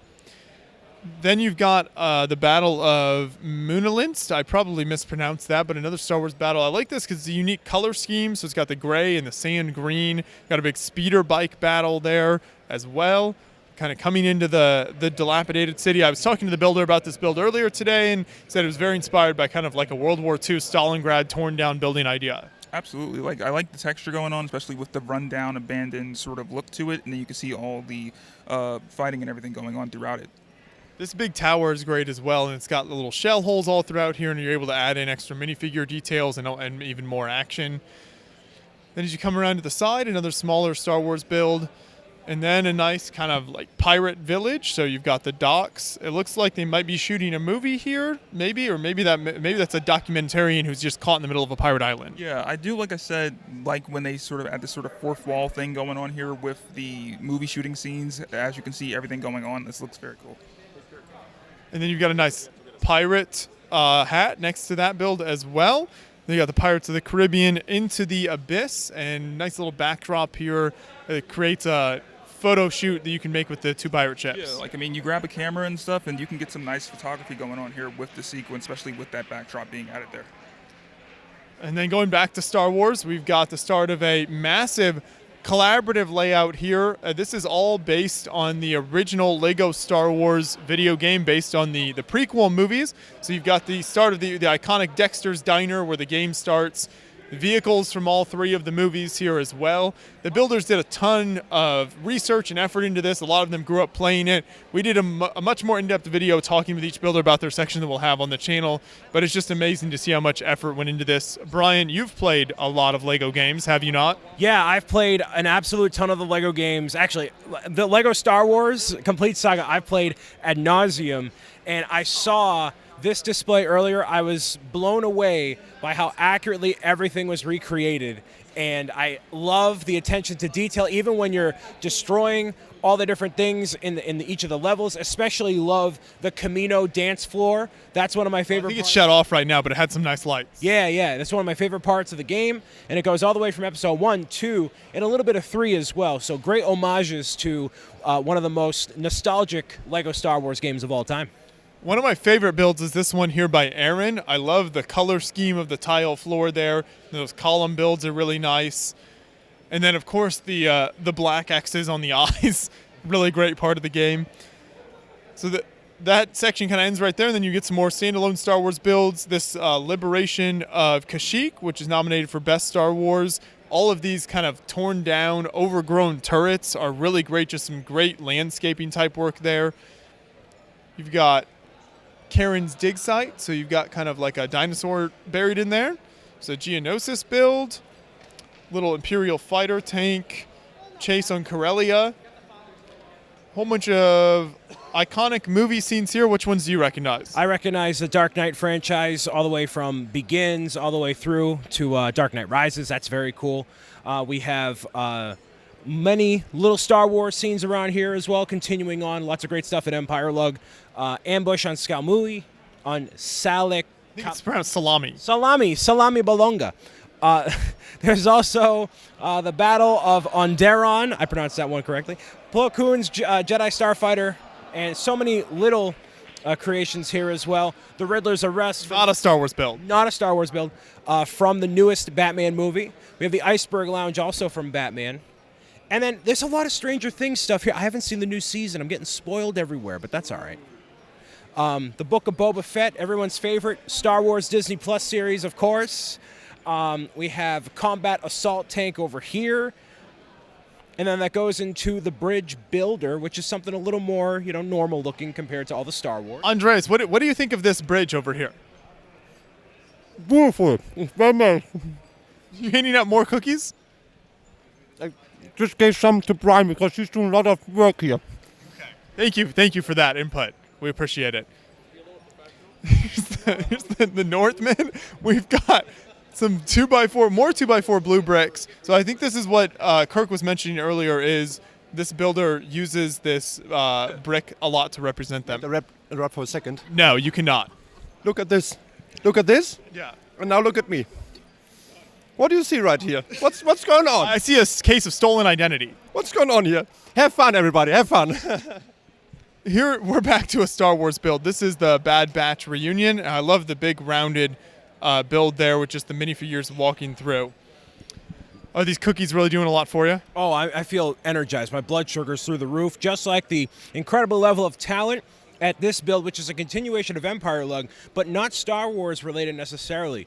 There's nice rock work, tree work, and bridges, something that we don't necessarily see in Star Wars displays this large, but there's a lot of creativity in how they're conveying all the shrubbery, especially around the lake. And then we do get a little bit of Star Wars down here with the Millennium Falcon. We're getting some homages to characters, there's Thrawn in there, and that continues all the way through.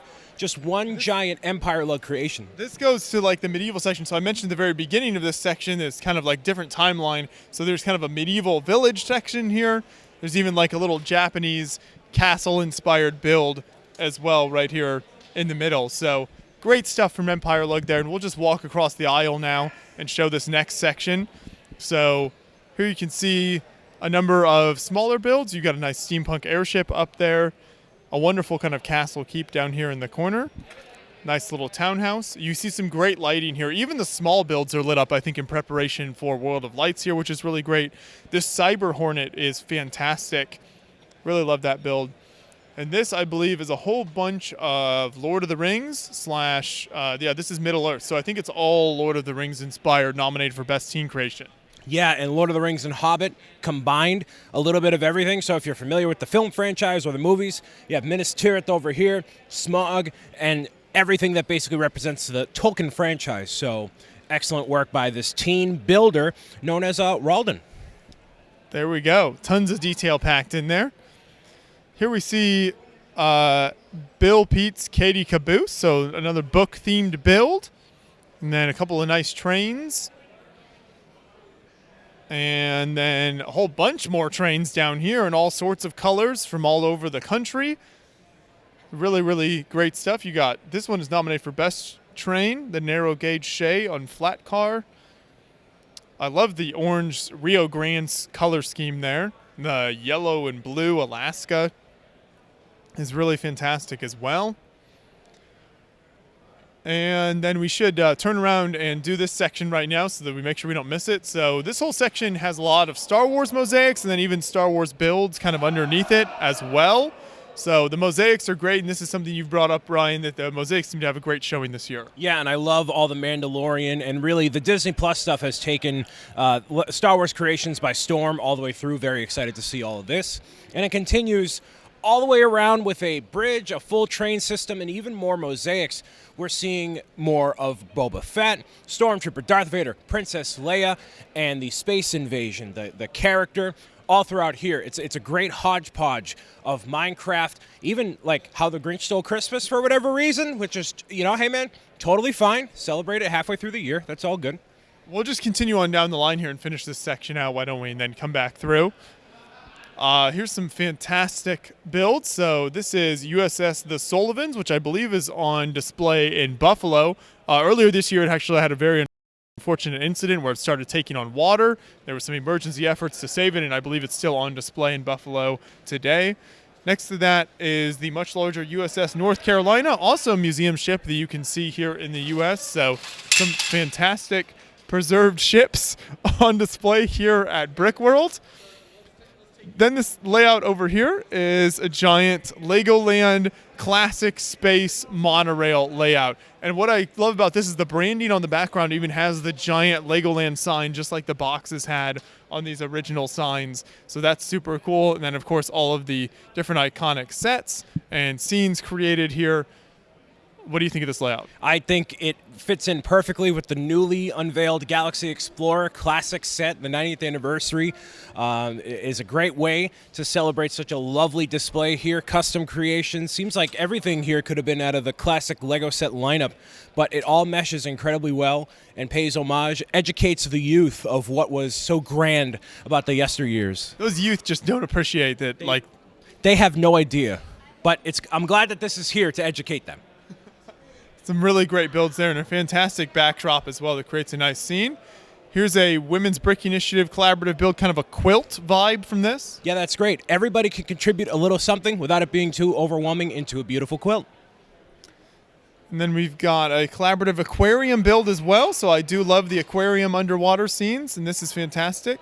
Here's Frightland. We have actually I know more in-depth video on the channel on this already. This is really great, and there's tons of different scary horror characters represented. For anybody watching more spooky at these conventions, please and thank you. This is Friends Indeed Mosaic. Then you've got, I believe this is a little Link action. Thank you. That's Link, not Zelda. Glad you got that. Look at that. Look at that. Here's Brickit. And then I love the Frank Lloyd Wright kind of car inspired there. Little semi-truck. Semi-truck, Animal Crossing tucked in behind there. And then there's also the Mackinac Point Lighthouse conveyed here, the 1929 Cord. I haven't seen a lot of Animal Crossings, but it was a popular game. Yeah, very popular game, but now we're moving on to the next games and next displays we have here. This is like a pirate island coming to shore with that treasure chest full of fantastic gold. And then a nice little ship over there. Next to that is this fantastic 1800 steam paddle boat with tons of details, lots of minifigures. You can see all the cargo being unloaded there. Yeah, this looks great, especially with the little studs, translucent studs on the table conveying water. Very nicely put together display. I spot some Johnny Thunder characters in there. Always love that. More Johnny Thunder representation, please. Next to that, we've got a whole bunch of Vietnam builds. So these are gun trucks in Vietnam. And it looks like we've got some custom kind of add-on graphics on the sides here. Then you see some gun trucks during the Tet Offensive battle. And then more kind of Tet Offensive action with a little troop carrier there and some torn down buildings in Vietnam. So now we will move on over to this next layout. So this is a couple different, I think, LEGO user groups here. Some of this stuff is covered up, but you can see a couple pirate ships here. This is the Universal LEGO user group in partnership with Bricks and Minifigs. Here is some fantastic airship action. It looks like this first one is inspired by the Shield helicarrier. And then the next one over is kind of their own custom design, battling it out with the helicarrier. Yeah, I'm going to go with the helicarrier on this one. I'm a Marvel fan by trade, so I love this Jedi High Council over here. Anakin crying outside of it, of course, because he's obviously not worthy. But I love the round nature of it, and it conveys the scene perfectly. Some samurai mechs. Ooh, I like this big mech here. This thing's very intimidating looking. It looks like we've got kind of a whole battle going on in front of it. Look at this sort of like skull shape thing. Very interesting. And we've got a candy shop. And then a nice carnival type rides with a rock stage. Really fun rides here. And then some classic houses. Little gas station, forest cottages. Shout out to the yellow Toyota Supra there. That's super cool. We're trying to add that to the Beyond the Brick car collection with the John's Red Miata soon. That's the goal. Here's the pufferfish preschool. Very, very nice. You got the pufferfish have to learn as well. Yes, and especially from Minecraft, they got a thing or two to learn. And then here's something with a lot of spider people. Yes, spider people indeed. 3 is the magic number. You've got Boba's new tenants, so lots of folks moving into the neighborhood there. And then a whole bunch of, looks like maybe using like a net technique on some of this here to get some of that sloping. And then just all sorts of craziness, rounded towers, Duplo, everything represented here. Yeah, a lot of mocks don't implement enough Duplo, so it's always great to see. We have the Mech Forest battle, which looks like Bionicle-inspired creatures going at it over there. A very nice, mysterious under-the-sea creation. I'm making good use of the coral pieces. Next over here is the best individual or small layout nominee, Life, the Universe, and Everything. So all sorts of monochromatic minifigure showcases using all the different colors from the Lego palette. And same thing with the minifigures themselves here, and even micro versions. So it just keeps going all the way down. Yeah, it does. We have all sorts of habitats all across the board, different Lego themes, all the classic ones. This one's really cool down here by Dana, the snail mail. That's fantastic with the ship in the bottles there. We need to give a shout out to a couple builders chilling in the middle here, making their, I believe, Brickworld Chicago debut for both of you here. So these are builders that we have seen in a lot of other shows over the years that we've covered, but your first time coming up to Brickworld Chicago. And Mark, I think this is your layout right here, right? Can you tell us about this a little bit? This is the Metropolis of Lanterns, and it started out as the City of Lanterns set, the Monkey Kid City of Lanterns, and I bought a copy of it, and I really enjoyed it. And the designer of the set posted on Twitter that if you bought another copy of the set, you could connect them together because it's modular. And so I bought the second copy of the set, and then I thought, well, I'll make some of my own buildings. And I kept making my own buildings and expanding, so that it's now what you see here with some, bricks and pieces orders and stuff like that. So it's been a lot of fun to make custom buildings and stuff. And Chris actually built this robot repair shop that's on the top level here. Dana built the record store that's down there. So they, a couple of friends have collaborated as well. And it's been a whole lot of fun. And then the lighting was all last-minute stuff that I threw on here for World of Lights that we're doing later this evening. So very, very, very nice. I appreciate that you would give a newer builder like Chris a chance to participate in your build here, help get the word out a little bit. That's always nice. Yeah, it's good. It's good to encourage the rookies. That's great. I love Adam's little penguin exhibit here as well. So anyone who has followed our Lego travels for a long time might have seen some of our Lego videos from Antarctica. So the penguins and the ice always have a special place in my heart. And then speaking of Chris, here are just a few of his incredible creations. What can you tell us about some of these? Well, this has been a fun challenge. I mean, I like to build spaceships out of my imagination, so it's been wonderful to build spaceships out of somebody else's imagination. These are the ships of the Lightyear movie. Obviously, the first set that came out, Lego created the XL-15, but in the first trailer, there's the XL-1, and there's a progression of spaceships through the Lightyear movie, which is fantastic, by the way, and they've released toys and some concept art. So about 2 months ago, started building all of these, and so you have the XL-1, the 2, the 7, the 12, which is out of the book, and Dana contributed a classic space version of the XL-15. So this has been a lot of fun. It's been constraining to build within, not being able to slap on some really cool stuff because I wanted to, is to keep the shape and make the model the model. But it's been a lot of fun. It's been a challenge, so it's a lot of fun. Out of all the ones you created, all of them have to get scrapped except one. Which one are you keeping? Come on, man, don't do that. I will. Well, depends on if that one wins an award, and then it's that one. I really like the one, though. The one is the one that I did at first, and it was a challenge to do it and keep it in the kind of same build style as the Lego set. So that one, but I will say the 2 was a challenge because I didn't know how I was going to make it work, and it worked. So I don't know. It'd be a toss-up. Great. Well, no, fantastic work. Shout out to it's Peach Lug, right? Representation here. Here we go. Thank you so much, Chris. And this is the moon base layout. And so this is kind of a collaborative modular type layout with a standard where you can connect all these moon base modules up here. There's some really, really fantastic stuff. Adam has some more stuff in here. You see some more stuff from Mark, who we saw a minute ago. Really, really great modules all throughout this layout as well. I like this big one with the little pods there on the side. Yeah, somebody bought a lot of Lego video on clearance and then a lot of the Lego Movie 2 on clearance. So taking advantage of great sales right there. In this classic space kind of mech walker.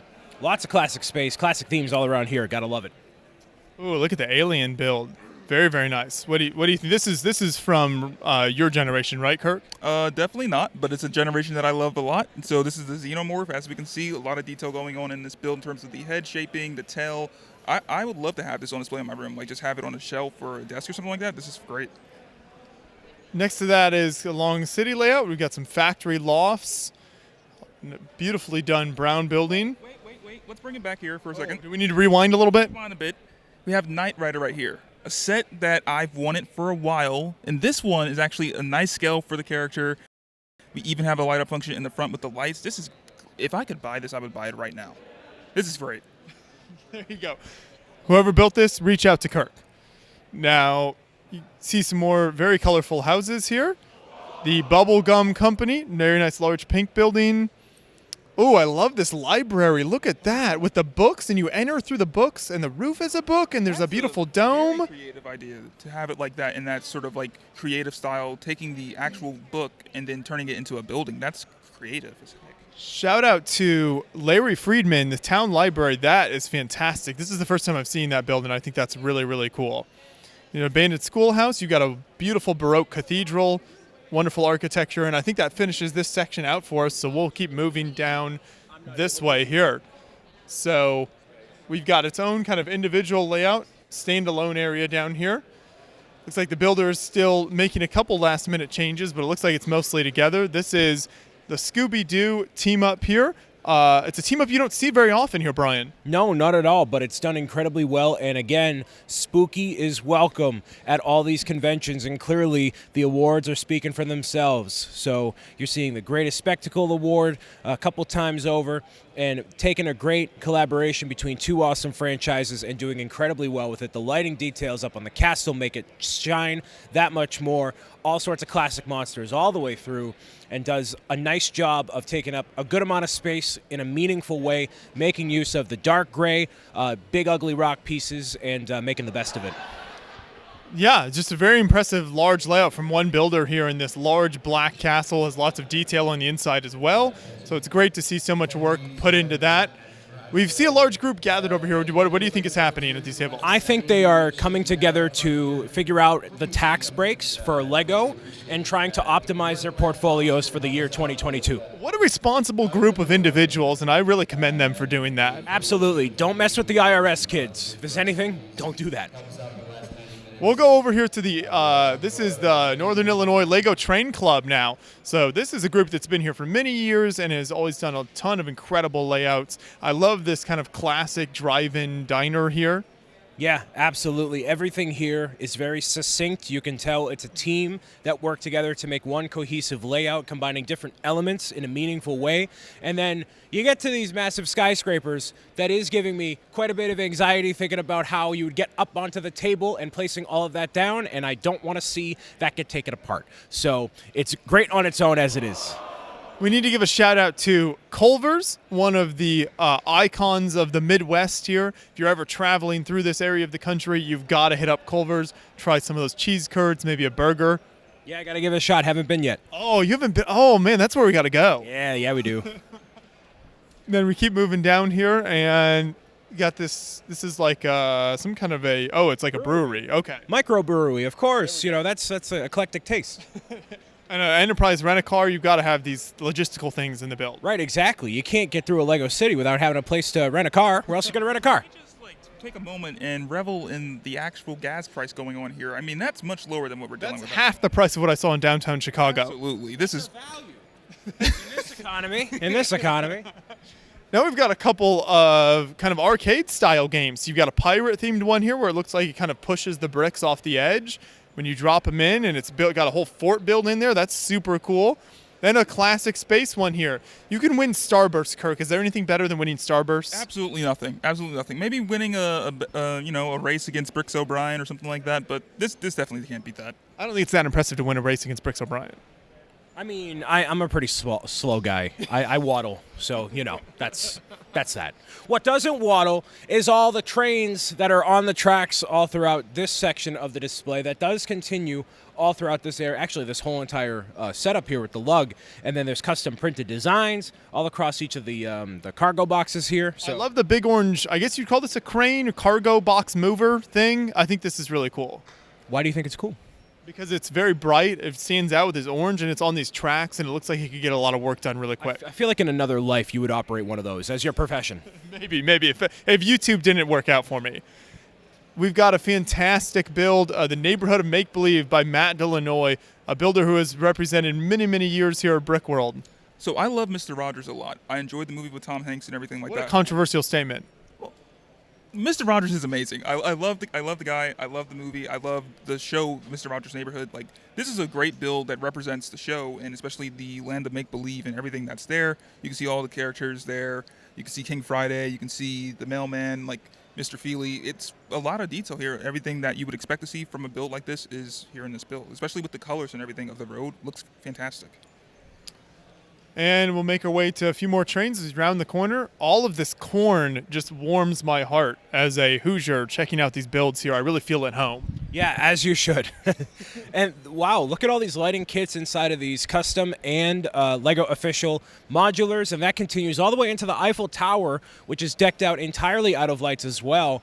All these lighting kits can get pretty pricey, so all of this effort put into lighting up this wonderful corner of the display is really going to shine in World of Lights. In just like about an hour or so, we got that.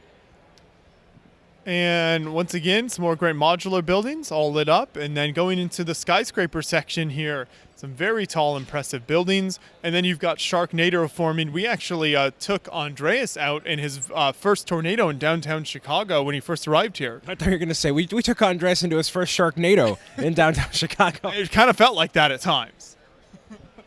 What wonderful experience. We've got a large courthouse back there. Look at this Christmas-themed train. The entire thing is apple cider and eggnog. It's got a caboose. Look at all the Christmas trees. I could drink that entire thing of hot chocolate in that container right this second, no problem. Just so easy, so easy. We got a Batman-themed train, some Joker stuff in the back, and then the shark repellent. And then we have Snoopy and Woodstock, which is, it's a little, just...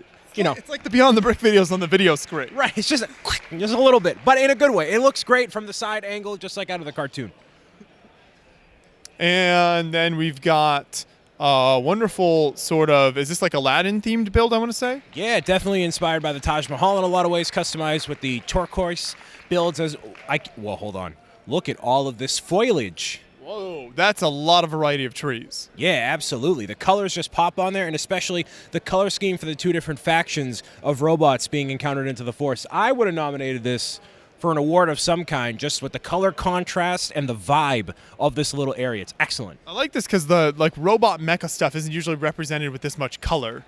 Yeah, exactly. It's all usually decrepit, which does not carry over to the Chateau Juilliard, which has wonderful rock work toward the bottom, complemented by the light bluish gray and mist-colored bricks in there to give it a little bit more flavor and pizzazz, contrasted by the autumn foliage here. This is an Overwatch-themed build, so the whole battle is taking place inside the mansion. We actually have an in-depth video with Matt Delanoy on the channel going through this whole build. It's fantastic. You should definitely check that out. Care Bears. Look at all the Care Bears. That's adorable. And the train tracks changed to be rainbow like Care Bears. That's cool. Really adding a nice splash of color in here. Some more farms, and then a Star Wars train to transport all of your AT-ATs. Now we'll make our way down downtown, walking around Brickworld, Chicago 22. So I think we have a section we should do at the very back, and then we'll come back and hit this along the wall here. Absolutely. Brickworld, Chicago, you get your walk on. Your tendons are going to be a little bit sore by the end of it, but it always makes for good content and a good time. So make sure you're here at Chi-Town 2023. You definitely don't skip leg day while visiting Brickworld. Absolutely not. Now, this is, I believe, all Disney-inspired, if I'm not mistaken. Yeah, why spend all that money to go to downtown Disney when you can just look at the micro version over here? All the different rides, including Tomorrowland, there's Splash Mountain, the Disney Castle, and all sorts of stuff here. Kirk, what's your favorite Disney exhibit here? The favorite one that I have is definitely got to be the castle. I like the detail going there, especially how it stands out in the center. And then even the sort of appearance of Tron, once again, like I said, one of my favorites, so it's nice to see it make an appearance here. Way to pick out the Tron build. I can appreciate that. I like this because this right here looks like a court jester hat, but I think it's like elephants. That's kind of like Dumbo. And then It's a Small World is over there. That's what that, yeah. Thank you for that. Thank you for that. You're welcome. Baseball stadium. We've got, looks like some of the players have a little additional help there. Got the Tauntaun in the outfield. There we go. I love all the audience packed in. Here we see a revolving Sarlacc pit. So you can see the one side falling in. And then I think does it spin around? Yeah, it does. It does spin around, and then it's Boba Fett clawing his way out of the grips of the Sarlacc. So it's the two different versions of the Sarlacc as well, released officially by LEGO. I like how you put the actual sand in there instead of just illustrating it with brick. Brings it to life a lot more. Yeah. Excellent stuff. Here is nominated for Best Humor. This is the Sewer Baby Takeover. What a fantastic build. So we actually did a video on just kind of the individual building in the back there with this builder a little while back. But now he's got so much more he's added here as the Sewer Babies are taking over the city. Yeah, no, fantastic. We know that they bleed green, just like the Boston Celtics before they lost the championship. So, yeah, interesting detail. You got to keep bringing that up. Josh, are you a fan of bananas? No, but John loves them. Yeah, I mean, if you love bananas, where else would you go? And so, what is the exact name of this creation here? It's just a roller coaster. And give it any particular name. Just your average banana roller coaster. You gotta call it like the Bananarama or something, you know. You'll work on marketing. Banana coastal. Right? Yeah. I mean, the fact that this roller coaster. Oh, that's a scary. Oh my. Whoa! My heart was going just watching that. I feel like the heart stopped. I don't know if that was a Panera from earlier or what that was. Panera's the healthiest thing you've eaten in weeks. That's the healthiest thing I ate in my life. No, but you did the loop on the roller coaster. Even like only Lego just did that now, but you've done it successfully here. So nice job. How many banana men are in here? There's about 270. That is insane, sir. Wow. This man just bought the whole stock, and if you can't buy him on Bricklink, blame this guy right here. I mean, the roller coaster is incredible as well. Fantastic work. Yeah, of course. Down here we have the old Grand Rapids City Hall. So some fantastic architecture. The blue roofs are really great here, and then there's even like a lot of detailing with lights inside there. Yeah, the lights shine especially here and in the Kent Theater. I love the tube lights all around the marquee. That is a type of light that I haven't seen combined with Lego. It makes it stand out that much more than anything else. So excellent work with that. And we've got Jaron the Builder standing by to start up his next creation for us, which I'll put the mic down here for a second.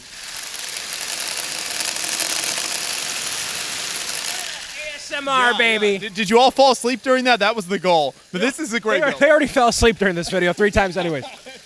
We're what, hour 3, 4? Yeah, time doesn't matter. But what a beautiful way to illustrate like a waterfall. Yes.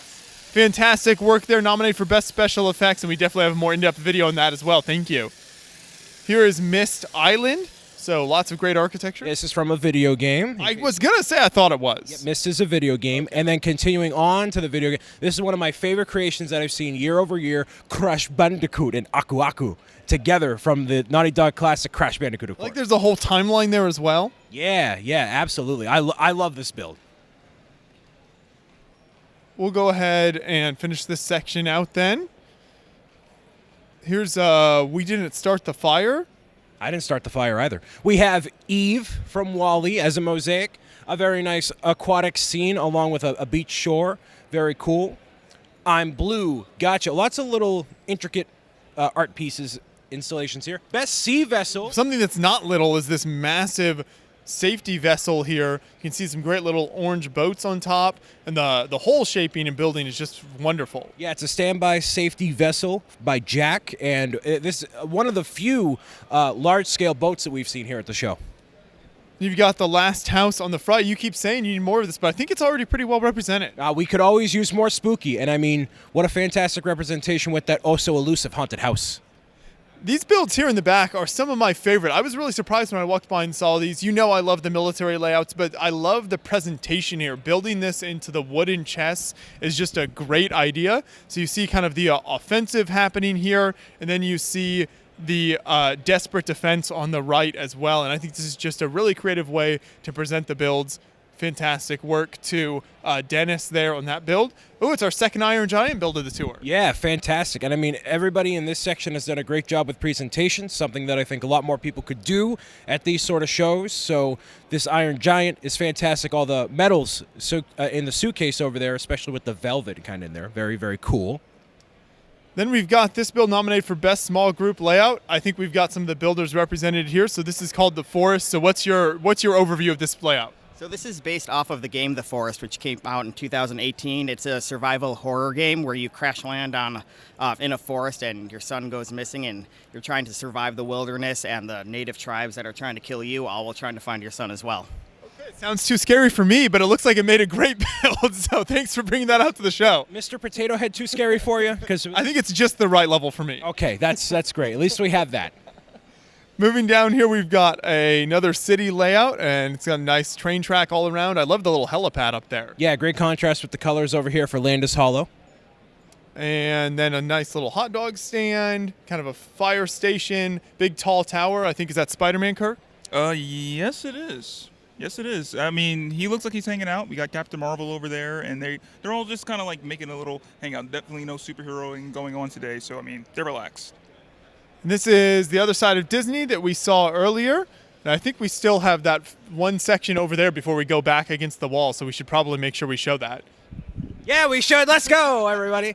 Come on, vamonos. We're not good at doing this in order. No. There's no articulation here at Beyond the Brick. It's all on the fly. Every single little bit of it. No, you can see a giant crowd over there. What do you think those people are doing? I think those people are feeding into consumerism by purchasing more things to make themselves feel better when they know it actually won't. It never works. Never. I did the same thing earlier. More haunted builds, Brian. People, I think while you've been doing this tour, people have been listening to you and adding more. Yeah, now I'm satiated. I'm good with the spooky this year. Good job, everybody. Then we got Joe's Brick Depot with tons of trains in here. You said depot? Depot. Depot? You know, it depends. Depot? You're so fancy, Joshua. The handlers are so fancy. Here's the John Deere train.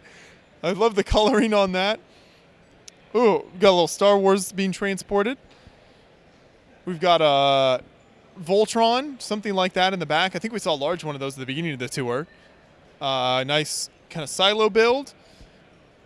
Very nice Ferrari, little race car.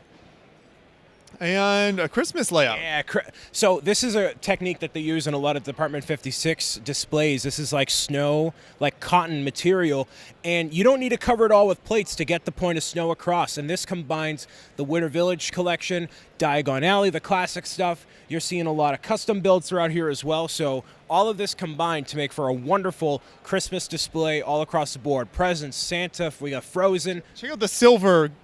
The tinsel. It's all the tinsel pipe cleaner all throughout here, and then a giant snowman. Like I got a soft spot for the Winter Village layout, so excellent job on this. Do you set up a Winter Village at Christmas? I used to, but then I lost the Christmas spirit, and it's not coming back.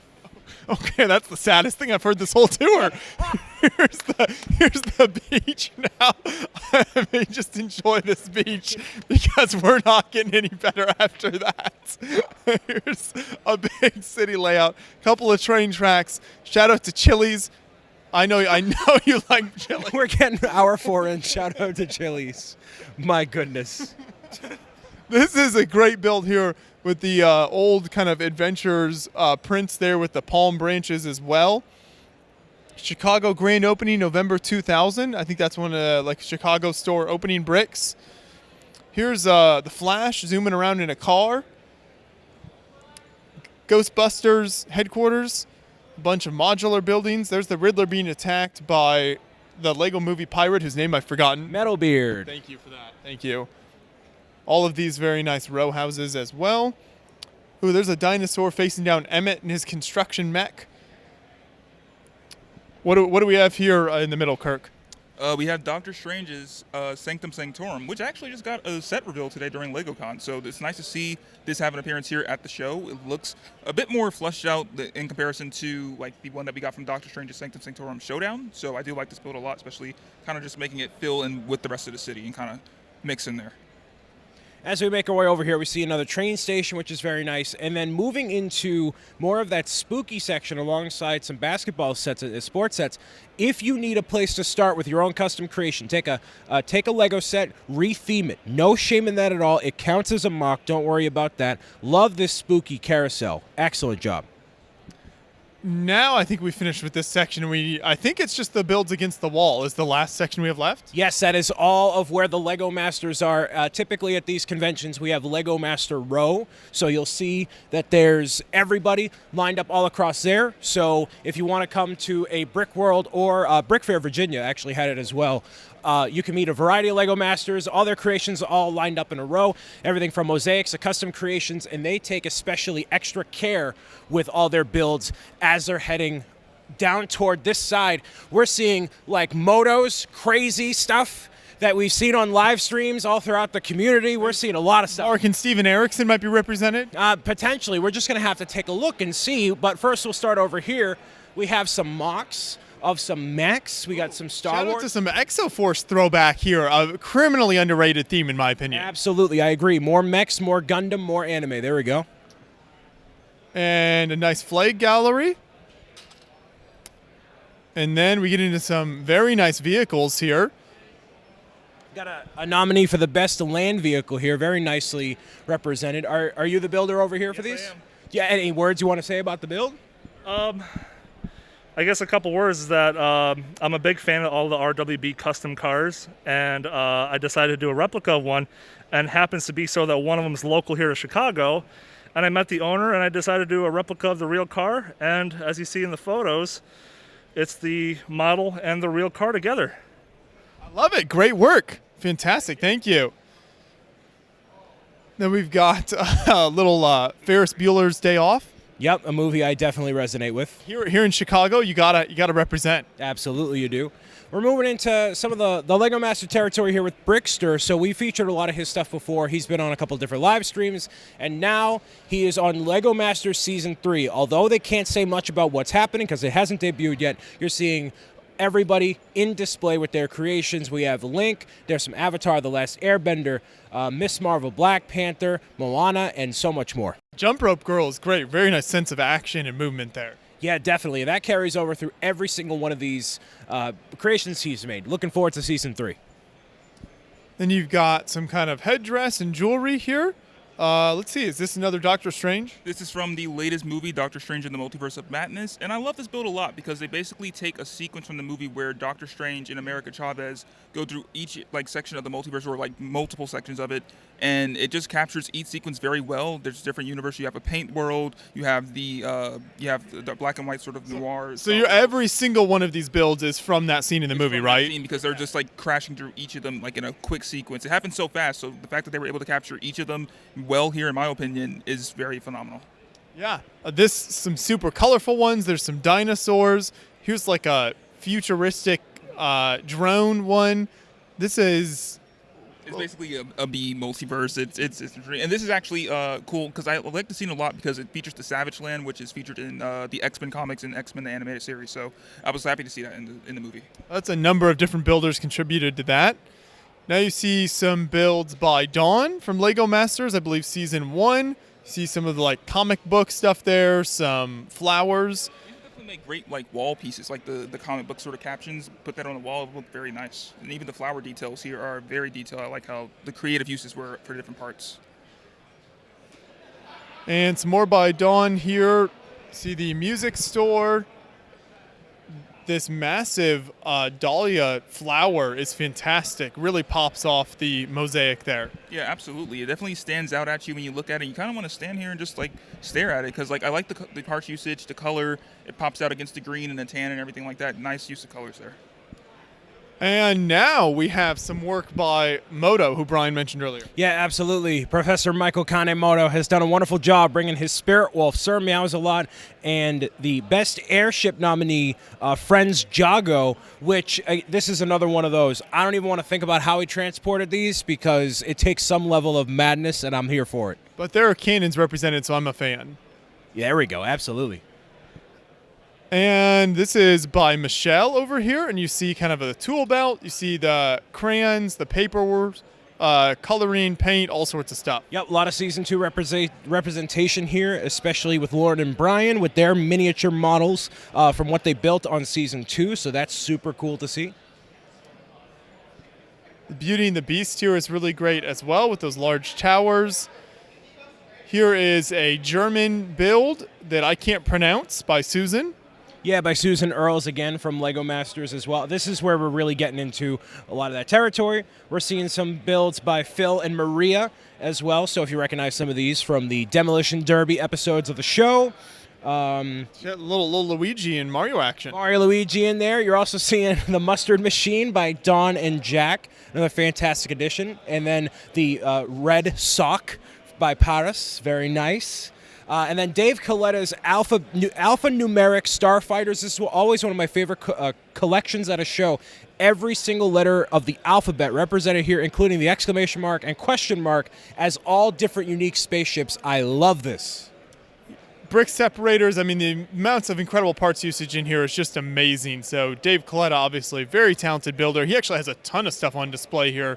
Really, really great stuff. Local hockey player.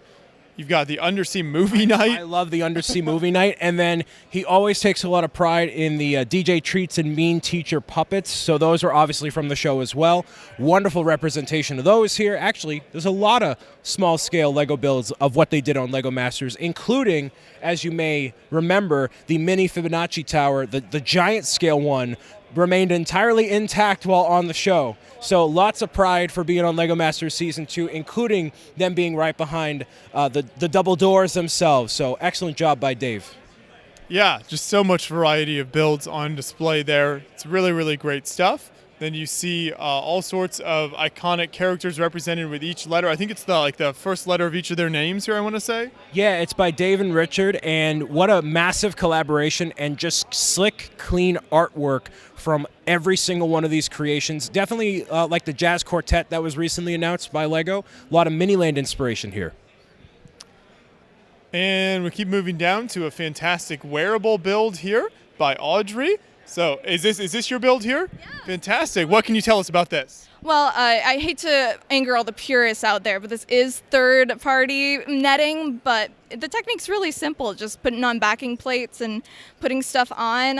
All the fabric is drafted by me. I do sewing for a living, and so I made all this myself. It's wearable. It's even got a zipper in the back and everything. But I just really wanted something that would stand out from all of the Lego Masters I'm surrounded by. Great work. Thank you. No, thank you so much. And let's see a little more Minecraft down here. Yeah, Caleb does a lot of great work with Minecraft creations, so I can appreciate this on another level. All the different types of biomes combined into one layout here with all the different mobs. So this is one of the most slick Minecraft creations I've seen of the entire show. You got a nice little seaside castle, and I love the verticality of this here and just kind of layering and layering, creating this great kind of visual build that you just got to wonder what's on each level. Next to that is this large sunshine build, which is this big wrecking truck. As you would know, obviously, from watching LEGO Masters Season 2, the Demolition Derby, lots of love for that episode, of course. We have some flowers, the massive black and gold dragon here, and then we're getting into more LEGO Master territory done by Tim and Zach. This is a Michigan lighthouse, so, you know, a great seaside build illustrated here. We have the Casa del Arbol. Okay, it's way too late at night. But a wonderful, nicely lit creation we'll see in a little while. Corey Samuels doing fantastic, not only with his custom Infinity Gauntlet, but he has the Sony DSLR camera, which that's one of the best cameras. It's like John should be holding it right now, to be honest with you. And Marvel Expressions, once again, mosaics absolutely on fire throughout this entire show. We have a Switchblade over here, a Lego razor holder, which, you know, Lego definitely didn't make that, but it's beautiful in of itself. Kirk, which one of these is your favorite? My favorite has definitely got to be the Hulk. I love the color variation going on here. It definitely conveys the shading and everything of the artwork very well, so props to the builder. And a fantastic tank build here by Zach. So I always love to see this. A lot of motorized builds that he did as well. Nominated for Best Creature is Mark and Steven's characters. Yeah, so these are from the finale of LEGO Masters Season 2. If you're familiar, you'll recognize these two wonderful, kind of like Zelda-inspired creatures, if I'm being honest. This is the Birch Baron, which is complementary to their then and now winning build from that season. So what wonderful colors and a great way to add on to this theme that could be its own LEGO theme in of itself. They've now started kind of a band since apparently the show ended, so I'd love to see that. And then you also see the Ragnarok Begins build nominated for Best Small Group Layout, also by Mark and Steven. Which we have seen at other shows as well. Check out this nice Brickworld banner. What is this machine here? Is this like a teleprompter or a photo booth? It's a photo clicker. Look, John, take our photo.